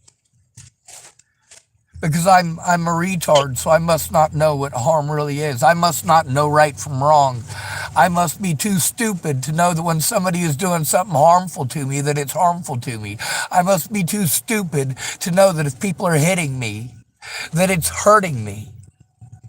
But then again, if I hit those people back, or even threaten to hit them back, or do anything that they might even be able to pretend means that I might hit them back, then I'm held responsible, because I should know right from wrong. I should know that it's wrong to hit people. I should know that it's wrong to threaten people. I should know that it's wrong. This is not okay. Now, do you feel like you're not getting help with the police because of the girl that was killed? Yes, ma'am. Matter of fact, the police used the girl that was killed as an excuse to, well, they've been running around here in Tillamook telling people that I'm wanted for murder in Colorado, among other things, also saying that I'm messing with kids. Andrew Wolnez has cited Natalie Bollinger in the situation in Colorado on more than one occasion. He keeps trying to pretend that I'm a pedophile and a rapist and all sorts of other stuff, called me a murderer, and he bashed in the side of my vehicle yesterday. Repeatedly, more than once. He follows me and beats on my vehicle and threatens me and harasses me, and then he gets angry that he's being recorded and pretends that he's only harming me because he's being recorded. I've recorded this stuff since the beginning with him and with many other predators, and all the police do is mentally ill tag to not do their job. They don't work together with any of the agencies that we're sent to for help. So is this guy in Oregon now? Did he come to Oregon? I'm in Oregon now. This guy's in Oregon, yes. There's also another stalker named James Murphy who stalked me here from Hood River. You really should look up the name Natalie Bollinger on your computer real quick so you can realize that this is a very serious situation, and this stuff results in people dying. By the way, I got a recording just from last night of a man with a gun who was getting into a fight with a man who's got severe mental problems. Both of them strung out on drugs. I don't do drugs, but I got to deal with people harming me and yelling at me every time a druggie does something just because I'm homeless. My vehicle has been beaten to hell repeatedly by quote-unquote mentally ill people who beat on my vehicle because they didn't get what they wanted right when they wanted it. I'm tired of people throwing tantrums at me and my stuff because they chose to be predatory towards me and got busted. Meanwhile, I can't even turn in the evidence. I have to record everything live on YouTube just so I can prove that I did it. Because all cops are going to do is pretend I'm delusional and schizophrenic, give me the mentally ill treatment, send me to all the different services in Tillamook that all they do is set you up for therapy and tell you to come back in 30 days. Meanwhile, every single one of them are mandated reporters, and I am, in fact and indeed, an at-risk and disabled adult who does get disability money for physical disabilities. So then they try to have it so that it's changed over so that I don't have physical disabilities. They can just do the mental disabilities thing. That way they can still push the quote-unquote mentally ill crap, which is a denial of every single one of my rights as a human being. My right to face my accusers. My right to face my accusers in court, my right to habeas corpus, my right to show evidence. Yeah. If they're going to call me mentally ill, they have to afford me the rights of someone who is mentally ill. And that includes doing their job as a mandated reporter right away when there is a report of abuse against said individual. But if I make the call myself, I'm ignored and blown off by all these places. And I'm sorry for being so loud, but my voice is kind of cracking. I've got my vehicle on, traffic is driving by, and as an autistic person in a state of crisis, it's difficult for me to actually regulate stuff while still in the state of crisis. Wolnez just walked by me talking shit again. At least this time he didn't beat on my vehicle. But I am constantly surrounded by druggies beating the hell out of each other and showing exactly why at-risk and disabled adults shouldn't be forced into homelessness by being victimized. All we're going to get out here is victimized. We're going to get treated by the hospitals and the police like we're junkies, and we're going to get treated by the junkies like a mark. Can I ask how you ended up being homeless? Yes, ma'am. I was living with a couple of drug dealers in Colorado so that I could get services in Colorado to help turn in Tim Beeson, Ted Bollinger, Jonathan Hickson, Maddie Boa, Alicia Bollinger, and Natalie Bollinger for repeated threats, harassment, intimidation, and assaults, including threatening to kill my friends and family. Oh, wow. So they were so Natalie is the one that ended up getting shot. Yeah, she got her brains blown right out.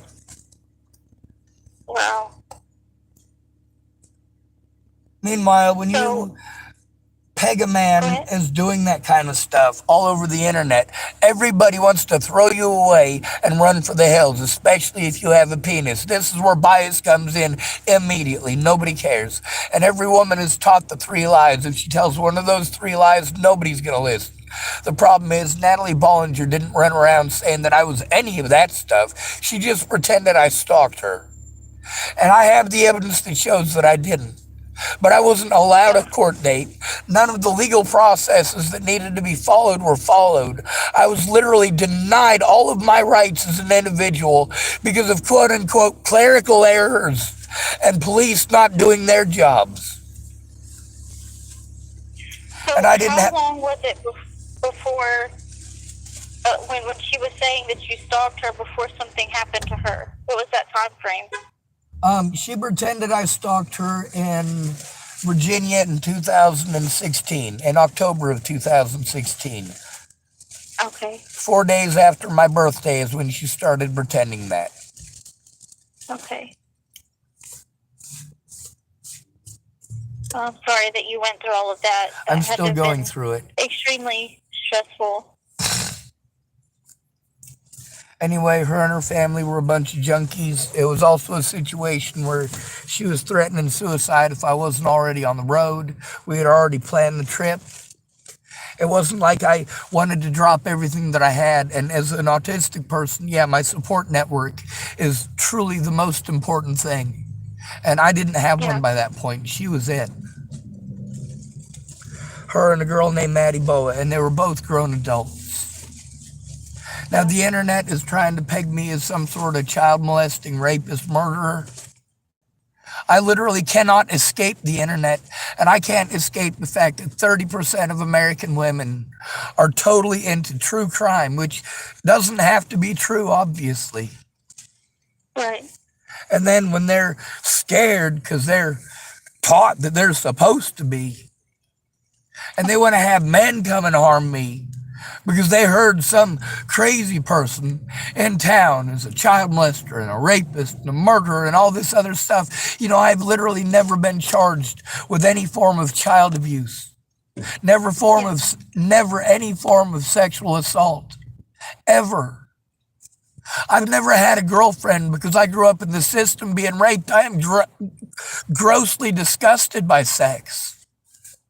Yeah. But then again, when somebody gets busted doing something wrong, if she's a woman, all she's got to do is go, oh, well, you know, he probably just wanted my vagina, or their friends want to volunteer that up. Oh, he's freaking out for no reason? Well, he probably was pissed off because you said no. Were you dating? Natalie Bollinger admitted we weren't dating. I've got all of the messages between her and I before she was killed. All of the messages between her and I were friends while I was in friggin' in Virginia in 2016. It was over a year before she was killed. I knew her from Boulder, Colorado. I only went all the way to Virginia with my injuries and my busted vehicle and my lack of money because she was going to kill herself if I didn't. Her family was driving her to commit suicide. Oh, wow. Now, she'd rescued me from suicide, so you're damn right I went. After I hurt my back, all of my friends and family that had used me for basically grunt labor my entire life, promising that we were friends. Well, once my back was gone, we weren't friends no more. We were just friends on Facebook, and only for them to tell me they never had time for anything and then bitch about all of their problems at me and literally never make the time to listen to me. Well, then that's not a true friendship. Yeah, that's kind of the point. But sometimes people lay it on thick and you want to believe because you don't have anything else. As an autistic adult, I'm just going to be treated like I'm retarded. Predators use the term mentally ill. None of my diagnoses are mentally ill. That terminology is used to mask the real issue, and it is literally only used as an insult because it's only used to harm victims. Yeah. You're either using the term mentally ill to pretend that a person who is harming you can't help it, or you're using it to pretend that somebody that you harmed is really the dangerous one. Yeah. Now, these people that are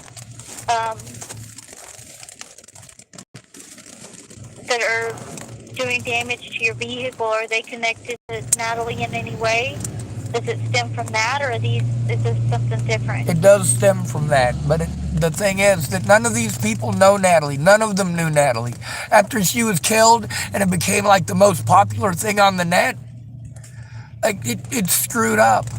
A&E, they made a pilot episode for their streaming services. So you got to have, obviously a homeless person ain't going to have money to waste on that shit.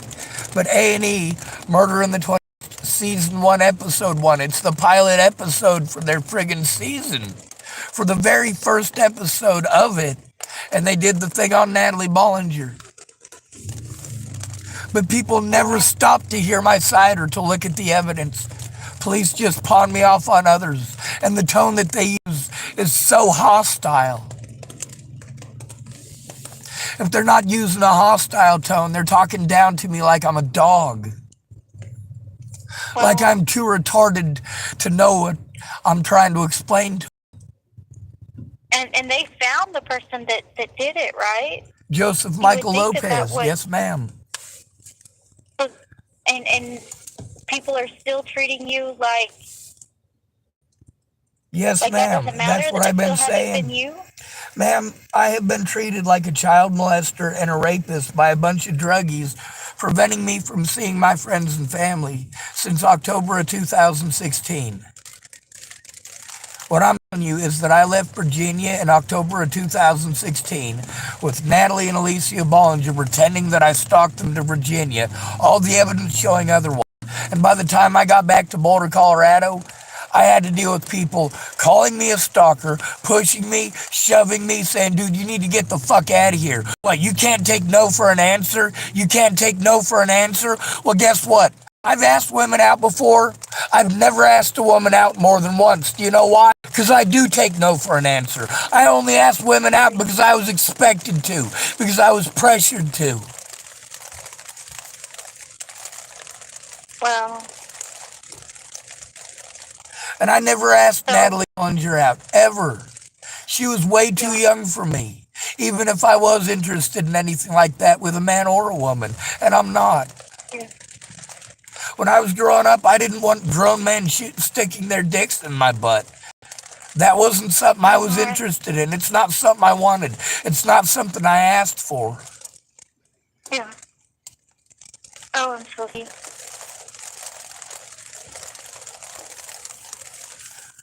And thank you for You know, not and getting all butthurt like a friggin' modern tweenie idiot and pretending like because I'm speaking in a frustrated tone means that I'm hostile towards you and want to hurt you or anything like that. no, I'm not taking it personal. I know you're just frustrated with the situation and everything that's happened, and you have every right to be. There's also a really long list of bodies. A really long list of bodies. There's a lot of predators that I tried to turn in. The proof is on my YouTube channel that I tried to turn the predators in. That I was bullied, threatened, harassed, and intimidated by law enforcement, as well as by many of the services that I was sent to that were supposed to help. They'd either tell me it's not their job and shove me out the door as quickly as possible, or they'd want to do just the housing thing and tell me I had to move there and to fill out a bunch of paperwork and go through 6 months of this crap and that crap. Like they're supposed to, as mandated reporters, they're supposed to turn it in right away. Yeah. And none of them did. None of And them ever do, and it's a disabled homeless male doing it. so you're putting it on your YouTube channel, and no one's ever looked into it? Ma'am, I put it on my YouTube channel because nobody helps me to turn it in. And it's true, nobody has actually helped to look into it. I get blown off everywhere that I go and treated like I'm just some garden variety hobo on the streets doing drugs. I was made homeless because of Natalie's death. The people that I was living with when Natalie died, they were drug addicts and drug dealers. And when Natalie died, they used that as an excuse to throw me away and just take my money and take all of my possessions, including evidence that I needed. Family? Do what? You don't have any family? I don't. I explained that Including? a long time ago before Natalie died when I had to jump through all the services to get disability so that they would have to do their jobs as mandated reporters. But there was no follow through with the developmental disability paperwork. And I literally can't do this stuff alone because of the developmental disability part, which is called PTSD. I can't function to do any of these things when I am in the same unsafe situation, when I am stuck with the same predatory actions by the same people, and I've been made a target for the American public. Yeah, that's not fair. Well, it's also not legal. No. You should be getting help. I mean, they can't be holding that against you, especially if, you know, they've already had someone else that they convicted. You know, you shouldn't still be being treated like. Ma'am, it's the fact that Natalie Bollinger and her friends literally stalked me for an entire year before Natalie was killed. And when I was jumping through all of the hoops that I was told to jump through in order to put a stop to it, the fact that I was doing those things was used as an excuse for them to pretend like I was stalking them. I was told I needed to go to my friends and family. Well, we have some of the same friends in common. When I went to my friends and family, they pretended like I was stalking them and harassing and threatening their friends. No, some of them were our mutual friends, and a lot of them I didn't know that until after she was dead. Well, what kind of hoops was she having you jump through to get all this to stop? I mean, why was she wanting you to do all of that just to leave you alone? Like blackmail kind of thing? No, ma'am, it was an embarrassment thing. What other people think is a lot more important to girls than it is to boys on little shit. And on boys, it's a lot more important than girls on big shit. Yeah. Pardon my French, and I'm sorry for saying it that way, but it's the reality of it. Okay. Girls tend to worry about whether or not they're wearing the same dress as somebody else, or whether they've worn the same outfit twice to the same place, whether or not they're able to keep up with the next girl or show more than the next girl. For guys, they have to worry much more about the, all right, well, if she doesn't like me or I'm ugly, then she might treat me like a creeper, or even worse, like if you call a woman back after you've had a date and you call her back for a second date. Now, this is something I've never done because I've never been on a date, but Yeah. this is just an example. You call her after you've been on a date and she doesn't call you back. And then the police show up at your door and you're going, why are the police at my door? Well, did you call such and such? Well, yeah, we went on a date last week. And you didn't think her ignoring you was a sign or a clue? Like, how is a person to know if you don't tell them? If you're not clear with them, if you're not concise with them? Usually, for a guy, what we're taught all in the 80s, especially in school, we're taught that even if it's a professional business meeting, you always call back. You're always supposed to, as a matter of etiquette. But you can't do that today. I know that I'm not attractive, I'm not tall, I'm also physically disabled, which means, like, I can barely walk. My muscles feel like jello all the time. Like I've spent a full day moving heavy cinder blocks, which, by the way, I've done in my lifetime plenty of times. I've done a lot of manual labor. I'm not able to do manual labor now because of back injuries. And also leg injuries caused by police officers who thought, hey, if I physically put this man in pain and then pretend like he was being arrested for being a horrible person, doing something wrong, and then, of course, we had to use pain compliance. It's not pain compliance, it's literally physical torture. Changing the name of it doesn't make it okay.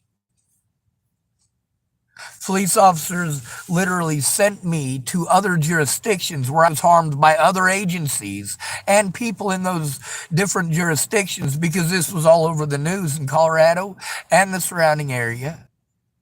Within just a few days, it had gone completely global. It had gone global before they found out what even happened to her. Wow. Meanwhile, the police knew that a body that they had found was Natalie's body. They intentionally misled the situation with me and with the media and with the public. And then I was forced to trust people who were basically web wing nuts with crazy sci-fi friggin' nut job channels where all they do is make fun of disabled people, homeless people, and women. And I'm having to hope that this is a legitimate news agency. And then I've got friends that are trying to call me up because they want to use Natalie's situation to try to enhance and, further their prestige. Oh, well, now I know a famous person, something major in the news. And that could have worked to my advantage. I could have let those people know what was going on. But I didn't have the ability to because I was constantly running around like a chicken with my head cut off because Ken Wilson and Leatha Plunkett, who had stolen my disability money before Natalie died, and had assaulted me on the 26th of December 2017, so I left. I went to my friend Miss Peach's house, a.k.a. Kayla Trujillo, and she was going to help me put a stop to all of it. And it was 2 days later while I was at her house and we were supposed to be working together to turn in Natalie Bollinger and all of her BS and all of the stress and all of the harassment and the bullying and the literal threats against my life. And she disappeared and I got a phone call. I had literally zero help turning in any of the crimes against me. Nobody had helped me with any of the electronic stuff. I told people how my disabilities prevent me from doing these things, and instead of helping me to do those things, they prevented me from having access to anything that would help me. They took advantage of my disabilities, intentionally tone bullied me until I had to be afraid to even open my mouth. And then I was being bullied because I wasn't talking. I was even assaulted for not talking.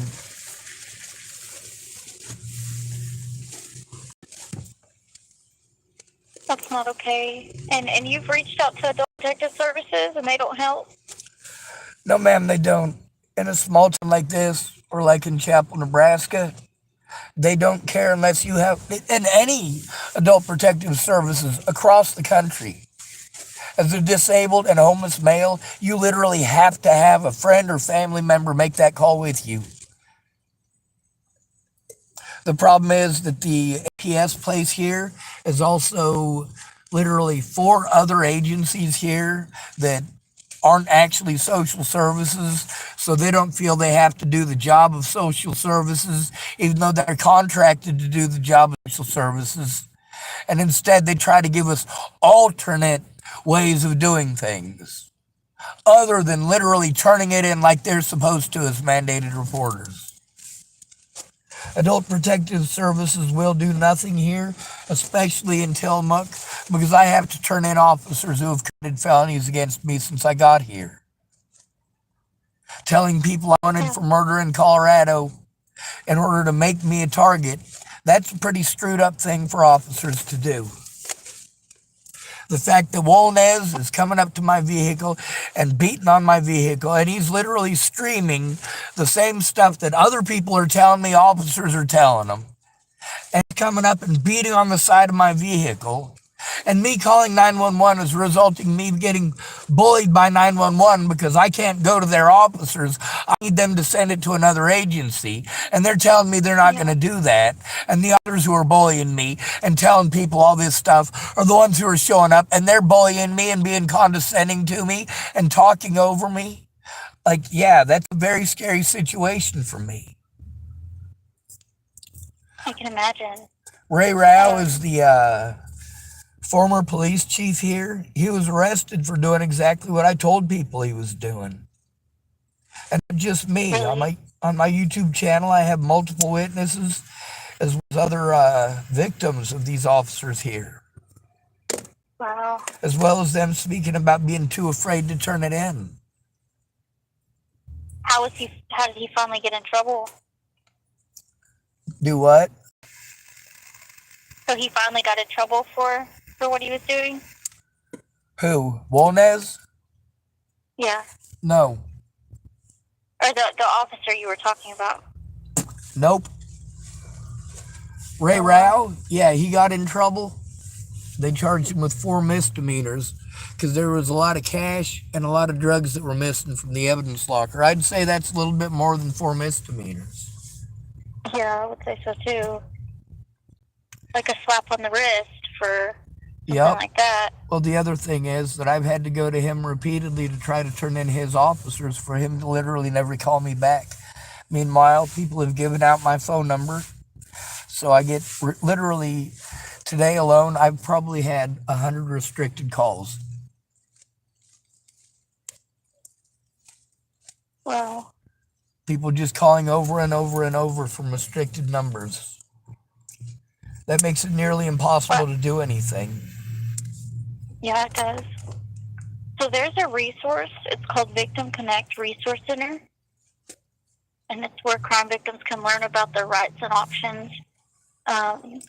Well, I know about my rights and options. The problem is I don't have anyone to advocate as a friend or family member. I have no friend or family member. I cannot do these things for myself. That's the thing, is that me being sent around all these places, it doesn't matter how much of the information that you send me to.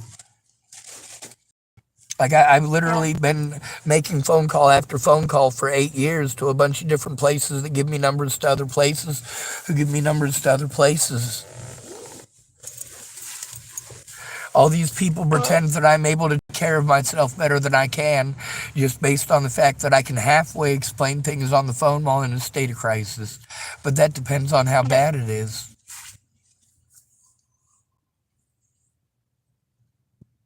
Yeah, I can understand that. Like, I am stuck in survival mode. It has already been proven that nobody stuck having to live like this is capable of doing all of those complex. We're stuck in survival mode. We're stuck trying to take care of food, water, and shelter, while we have to be in competition for that food, water, and shelter with people who are predatory. Yeah. Last night, there was so many crimes committed around me by a bunch of drug addicts, And then I get streamed at, treated like I'm a drug addict. The situation with Natalie getting shot in the head in Colorado, yeah, I still get victimized over that because it's still very popular. Still to this day make Natalie Bollinger stuff on the internet in many languages. Yeah. Like, I literally can't stop this. And I can't function because of PTSD unless I have a safe environment.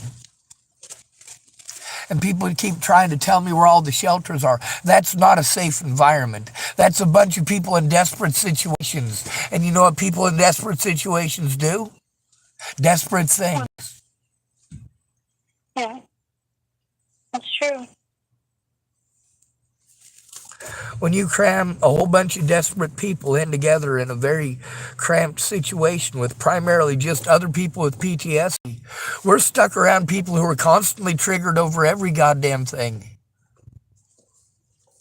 And it's triggering for us because, like, seriously, as a guy, any woman who has a fucking panic attack because I exist and I'm not pretty, that is a potential sentence for me.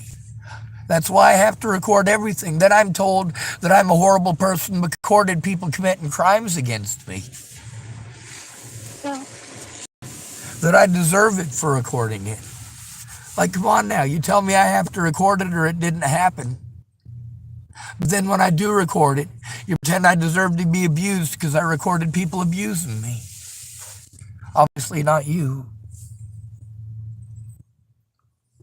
The thing is, calling up all of these places alone only puts me in a further state of crisis because then I'm having to remember all of this stuff without a place to process it. I literally cannot process that information while in a state of crisis because I'm still looking over my shoulder for at least a dozen predators in this town, all doing this stuff because they believe that it's okay because they heard a rumor, see something on the internet, and nobody cares if it's true. Meanwhile, because I am a disabled adult, them targeting me like this is a felony. It's against the law even for the media to target me this way. Yeah. Well, they shouldn't. But they pretend that I'm retarded and get away with it. And then, of course, I go to court to realize that I'm not retarded. But also, I've already been denied my right to turn anything in by that point. Because I'm not retarded, well, things are different. Now I can be held responsible for the things that I had to do to get heard because people wanted to pretend I'm schizophrenic nut job pretending this shit happened. Yeah.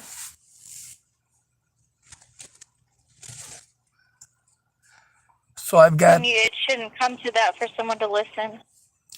I've got 9 different recordings of wolnez beating on my vehicle or beating on me. Or both. Yeah.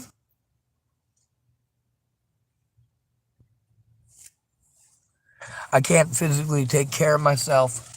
I can barely physically stand up most days. Walking is terrible. I was in an assisted living place in Nebraska before Natalie died. But in Nebraska, they wouldn't take any of the abuse that I was taking seriously. All they wanted to do was pawn me off on someone else. Literally, Nicole Peralta, who was supposed to be my therapist, as well as the Dual County Sheriff's deputies, told me that I needed to go to the front of Colorado to get help. Like, I'm trying to get help stopping people who are harming me, many of whom are in Colorado, and these people are telling me I have to go to Colorado to turn these people in. But also, I have to have somebody who's a friend or family do that, or I have to have an advocate, which is what I'm supposed to go to the therapist and the case manager that are supposed to work together. That's what I'm supposed to go to them for. But then that's not what they're doing. No, they got 10,000 other pieces of paper and millions of ideas other than turning in the crimes committed against me, because this is all stuff they can try to compound into a 50-minute session. And at the end of the 50 minutes, there's no more obligation, which is because they've already got somebody else lined up for 50 minutes after that, and somebody else lined up for 50 minutes after that. And then it's lunchtime. And then they got 3 other people lined up for 50 minutes apiece, and then they're going home. If they do their job as a mandated reporter. They can't serve any of the other clientele.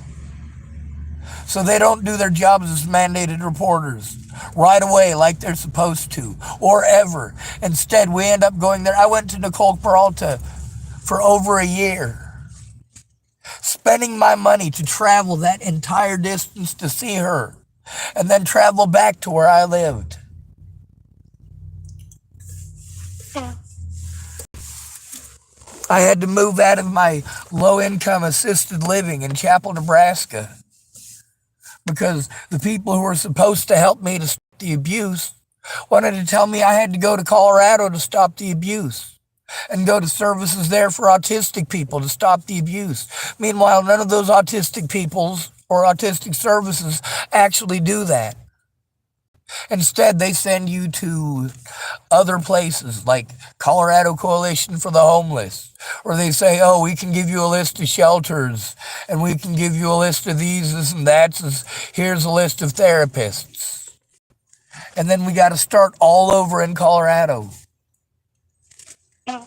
And every time that I'm forced to move, I have to go through this again and again and again. And just for good measure, cops like to press false charges against me right before they pay for me to have a ticket to go elsewhere. I have to live on my disability money, and I'm disabled. Like, I have to pay people to help me with things because of my disabilities.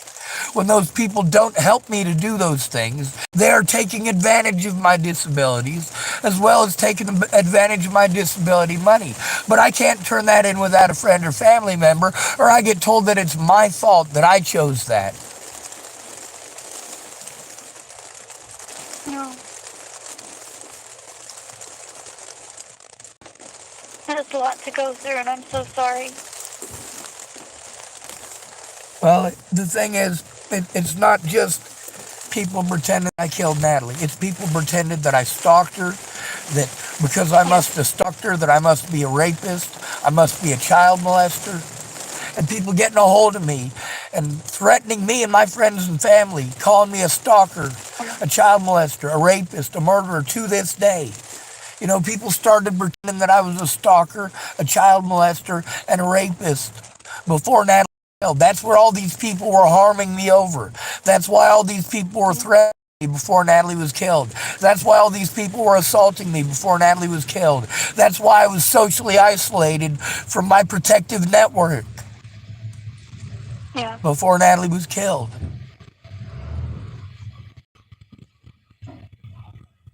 That's not okay. I agree.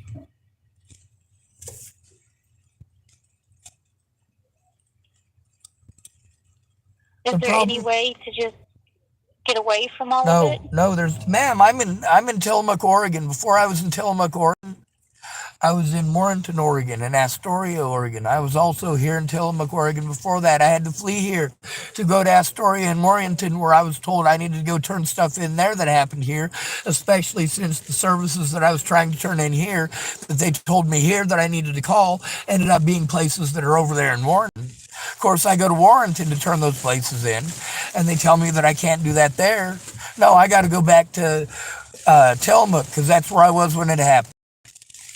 Like, they're just playing musical chairs with a victim, eating up all of my money and all of my time. I literally can't do any of these things for myself, and they take advantage of the fact that I don't have family. The homeless are treated like shit in this country. Yeah, I agree. I'm autistic. I have the documentation to prove it. The problem is I'm not good with computers, and I'm forced to do this from out of a car. It's not even safe for me to drive. Yeah. But I have to, because they make these appointments so numerous that I have to run around and have my own vehicle. I can't just wait on a bus. And then I'm told, oh, well, don't you have someone who can take you to Portland? No, I don't. I literally have no friends. That's what these rumors in 2016 did. It cut me off for many of the people who could have helped me. and made it so that I had to beg them to care over the phone or over the internet. Well, with all these people, it's out of sight, out of mind. Yeah.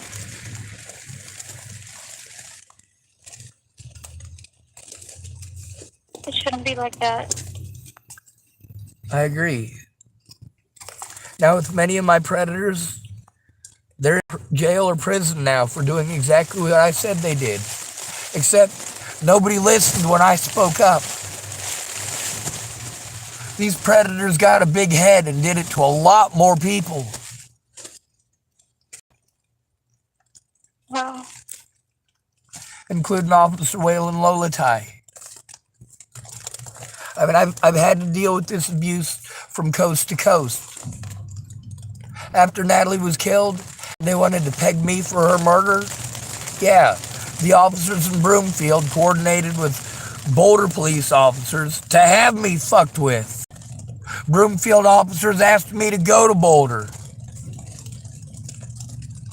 They asked me to go to another jurisdiction. By the way, I wasn't even in Broomfield when this happened. Like, I was driven for hours to another place to make a police report at a Broomfield police station. Meanwhile, where Natalie Bollinger was killed, I literally could have walked to from Kayla Trujillo's house in under 20 minutes. Yeah. No. That's, well.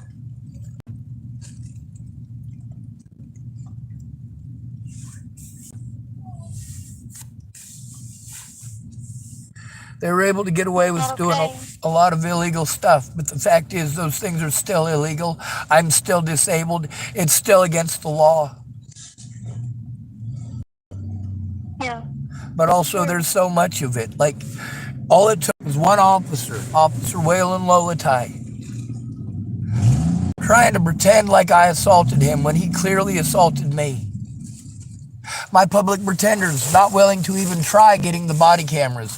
All they would do is argue with me and say things like, oh, well, there's all sorts of things that the cops can do. You know, got lots of tricks. Hey, that's no excuse for you not to do your job. Client is being victimized by police officers, and they're allowed to utilize their job as police officers in order to commit felonies against you. Yeah, your attorney is supposed to do something. But I never had the money for an attorney. All of my money had been taken advantage of by people who promised to help. Yeah.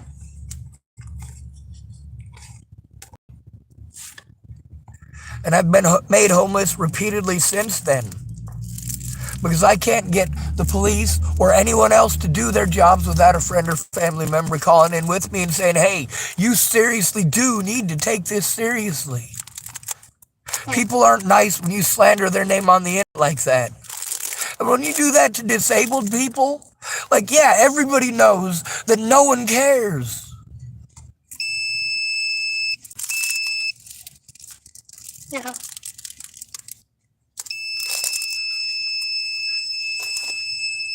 I can't turn off autism. And I'm not allowed to admit that I want my life to end because of all of this abuse. Because that's just going to be used to pretend that I'm quote unquote mentally ill and want to kill myself for no reason. No, I want my life to end. That doesn't mean I want to kill myself.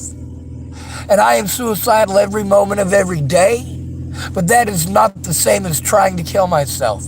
I am that way because of abuse, and specifically systemic abuse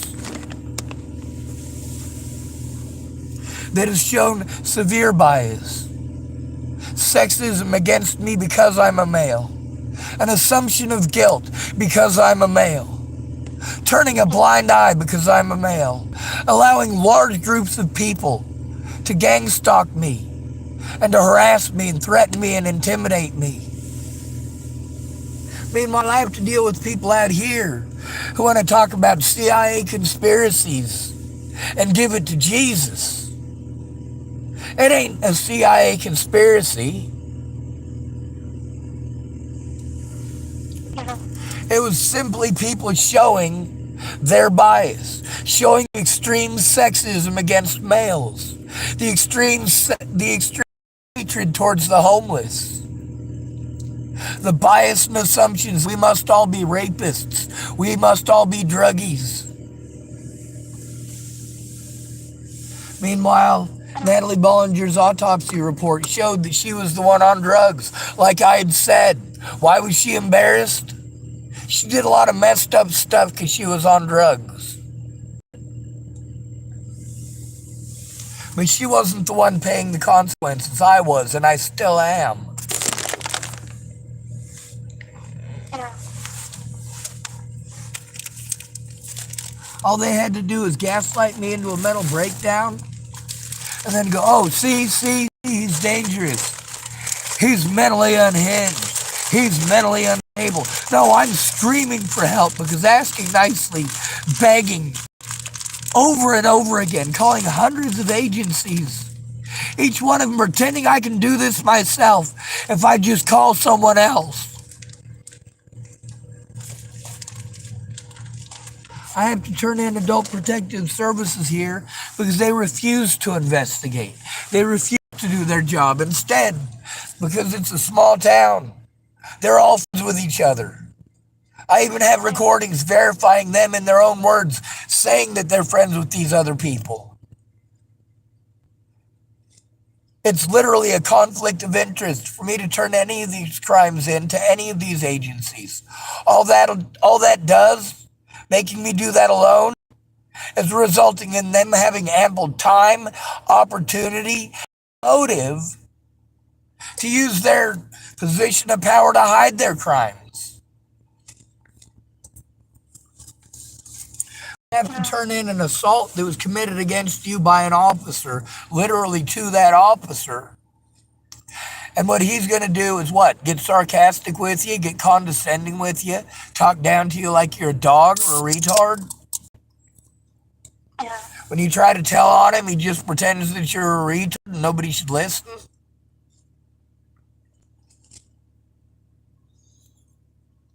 No, that's extremely inappropriate. And I messed up. agree. You know, I don't try to tell people not to listen to my predators.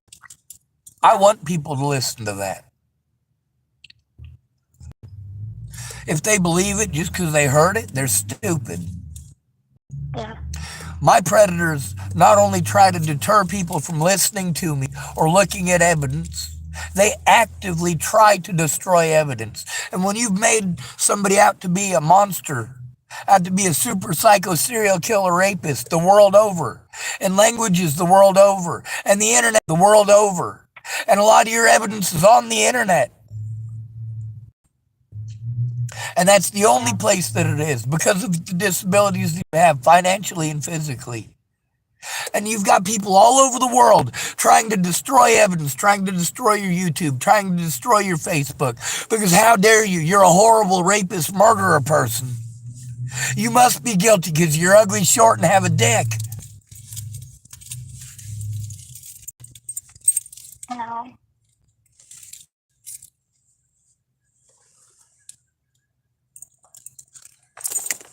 That's not the way it should be.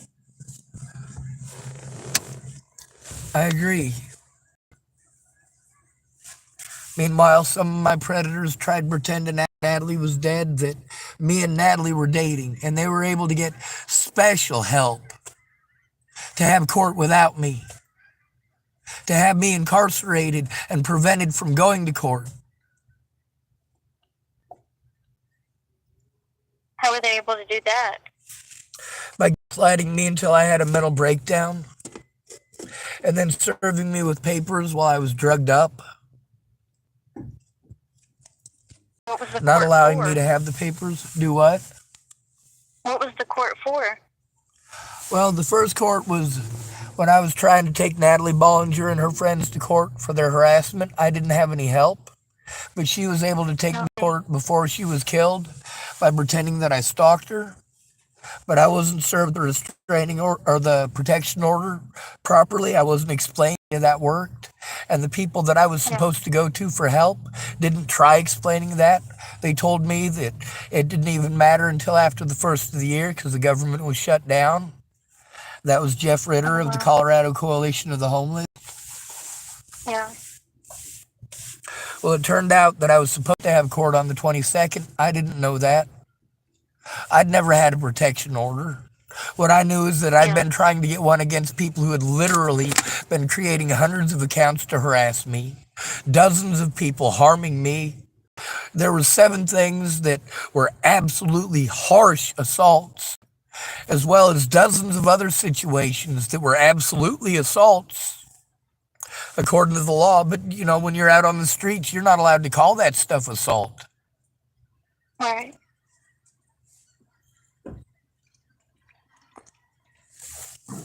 It's like it's viewed as it just comes with it. You know what the messed up thing is? What? If I had ever been charged with child molestation, rape, or murder, it would be a felony for these people to do this to me. You know what's even more Wow. messed up than that? It's already a felony to do this to me because I'm a disabled and at-risk adult.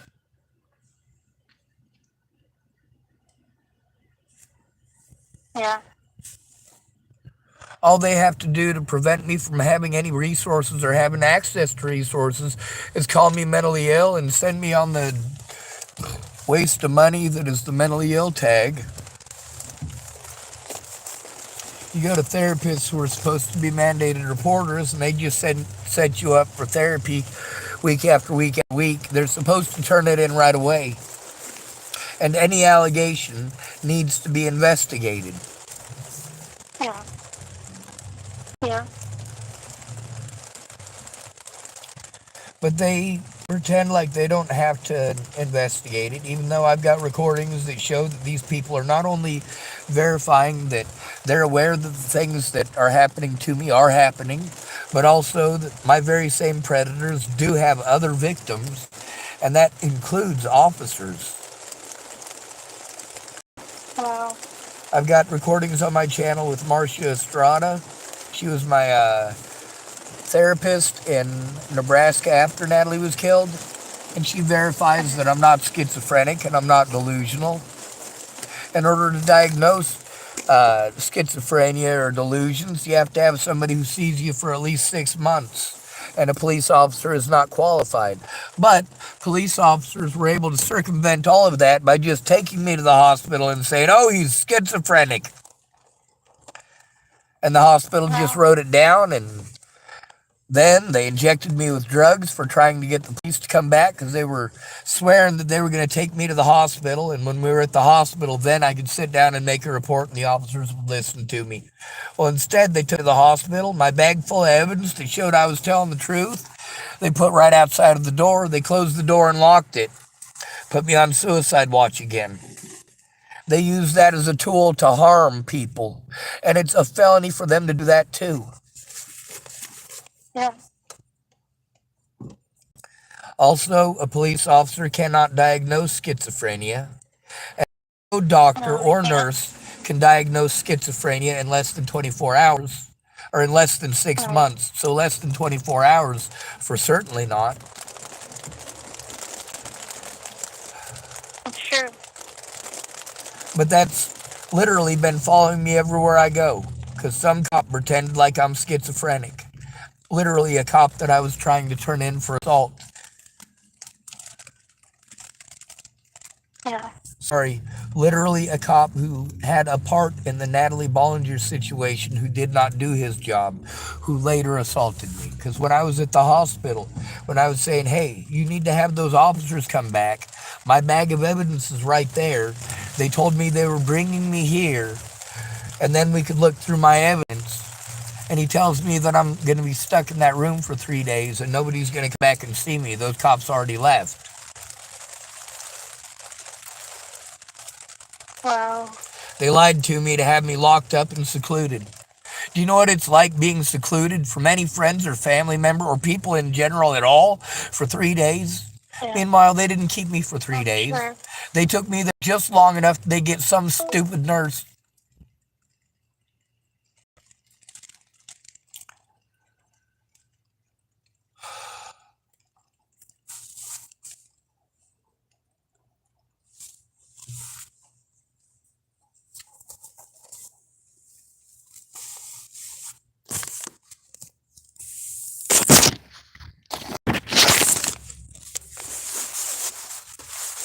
I wonder if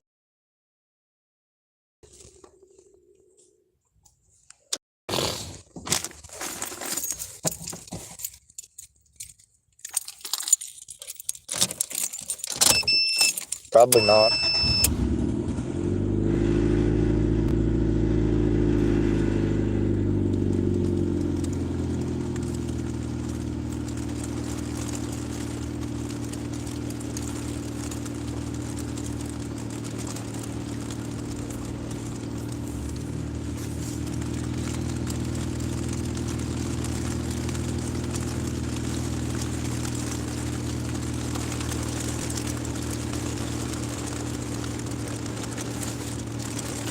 Someone calling themselves Chinchilla type. Hi, how are you?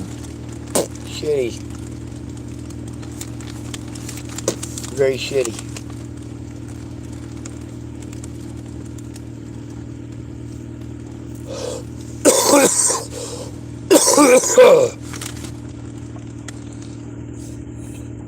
That lady did listen very well, though, didn't she?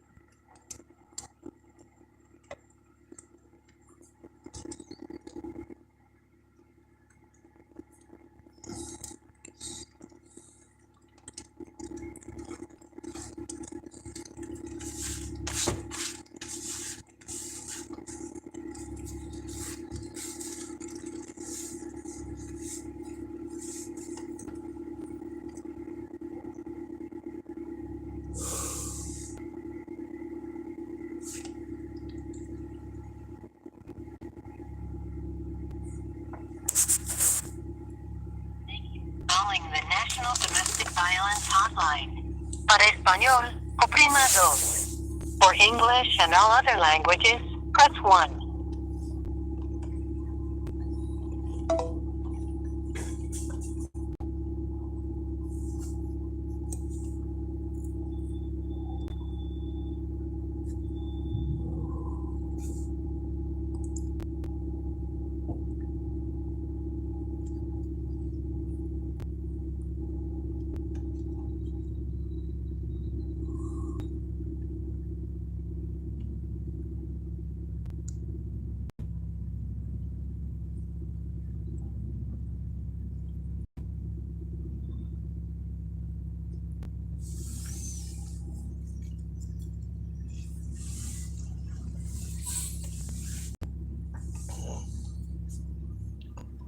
Fuck this country.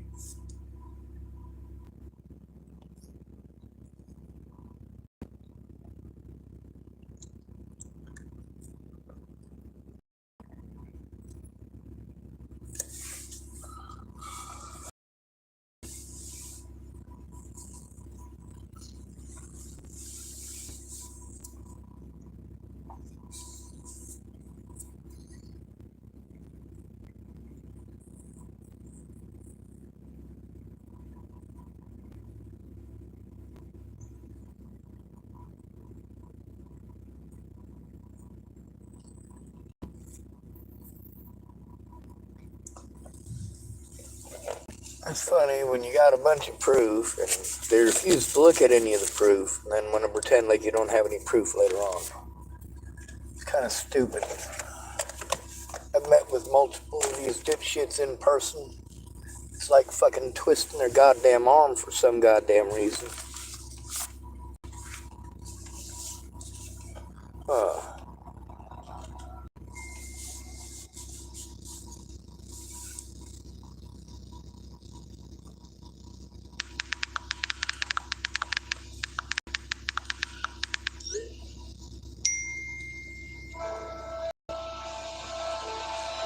I think my girlfriend's cheating on me. Why do you say that? I just asked her what she's doing and she told me she's hanging out with you. It's funny because I just asked my boyfriend what he's doing and he said he's hanging out with you. Why would they lie about that? Just hanging out with Andrew? What? I think my boyfriend's cheating on me. Why do you say that? He just told me he's hanging out with you. It's funny because I just asked my girlfriend what she's doing and she said she's hanging out with you. Why would they lie about that? I don't know.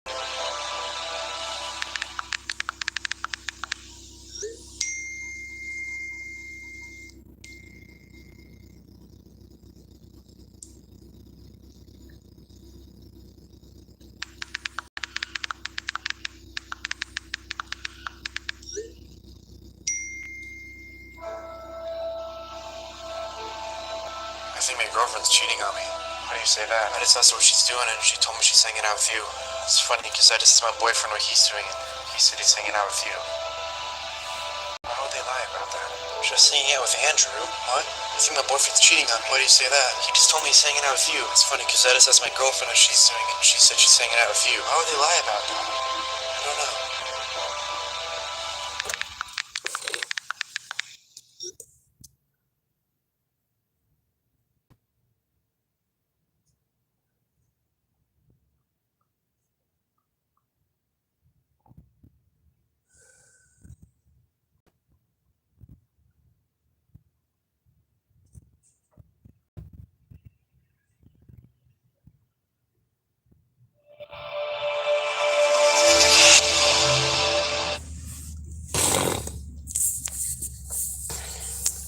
Fuck it.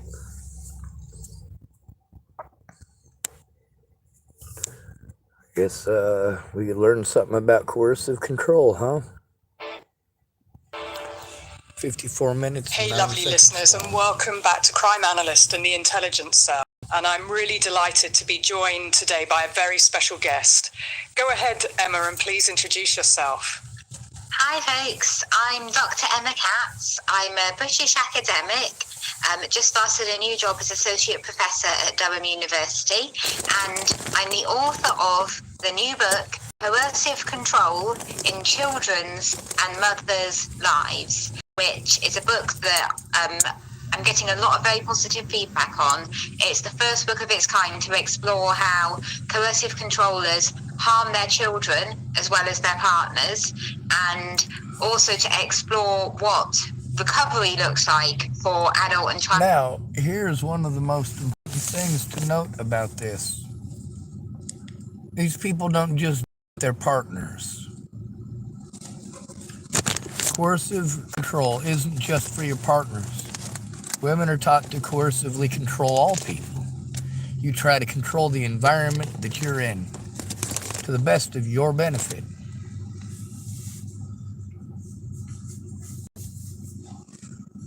Unfortunately, that really makes it non-beneficial for everybody, because you're basically just out for you, and that doesn't benefit anybody but you. So nobody's going to go along with you unless you're pretty and they believe they might get some breeding rights. And that right there goes to whether you're a male or a female. People are far less likely to care if you're not worth a fuck. I mean that as a breeding right.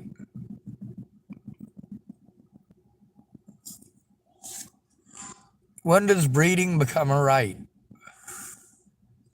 When everyone wants to breed with you. You have the right to breed with anybody who consents. But consent, that's not a right.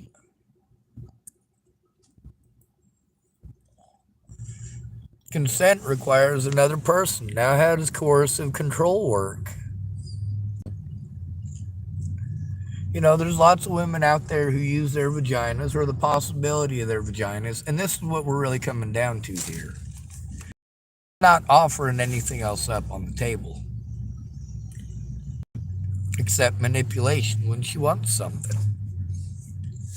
Now, what's one part of the female anatomy I'm not interested in?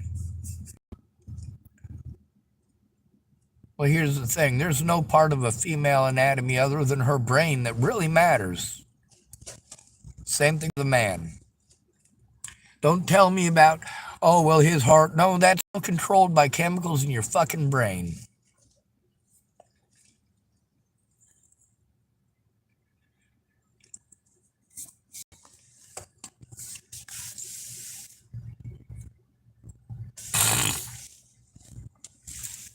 Fortunately for me,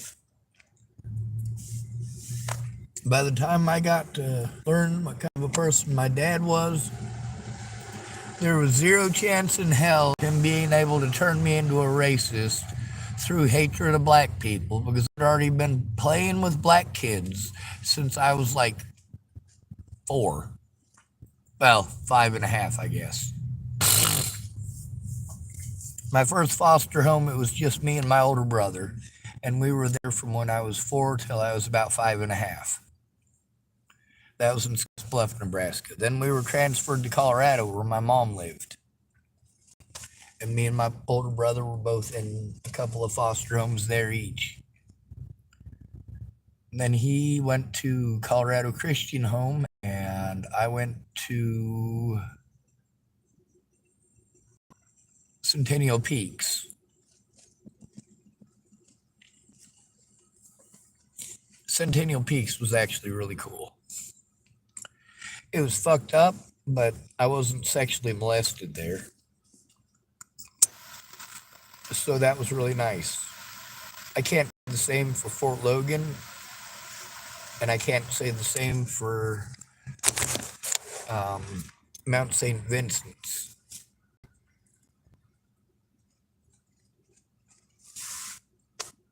Most of the places I was at, there was black kids. Anytime I was in class, there was black kids.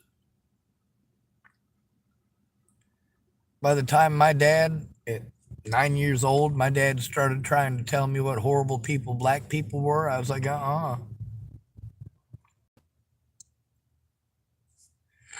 And don't be doing this, don't be doing that. I'm like, Dad, I already drink off of the chocolate milk of the black kid next to me at lunchtime.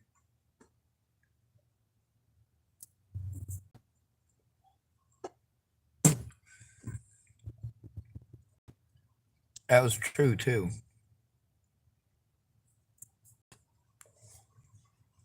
The reason is, I really liked chocolate milk, and he really liked chocolate milk.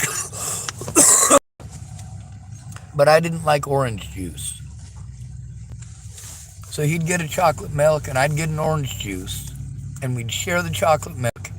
And he liked to have his cereal, because at lunchtime you could pull at the time they had either a box of cereal in the early 80s that was like just a tiny box, and you'd tear it open, and then you'd tear open the bag, and you'd pour your milk in. And you'd get those at lunch. And he'd get one of those, and he'd always get the Cheerios, and he'd pour the orange juice in his Cheerios. So, like, my dad's telling me that if I drink off of the same thing as a black person, then my lips will grow huge. It'll turn me black. He thought this was the funniest damn shit, too. I'm like, Dad, I don't remember not sharing with black people. If a black kid eats a couple bites off of a sandwich in an institution and says, I don't like this sandwich, you can have it, yeah, I'd try eating it. If I couldn't stomach it, then nobody could.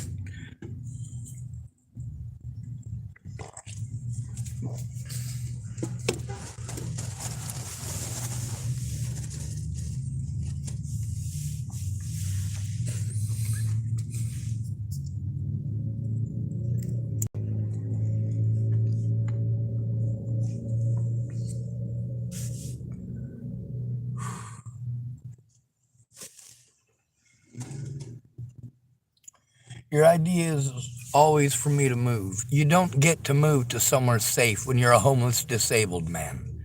There's no such thing. Anyone is allowed to victimize a man, and if he can't defend himself, who fucking cares? He's got a penis. He's to blame for everything wrong with everything in the world anyway. He's got a dick. Well, that's just fucking crazy.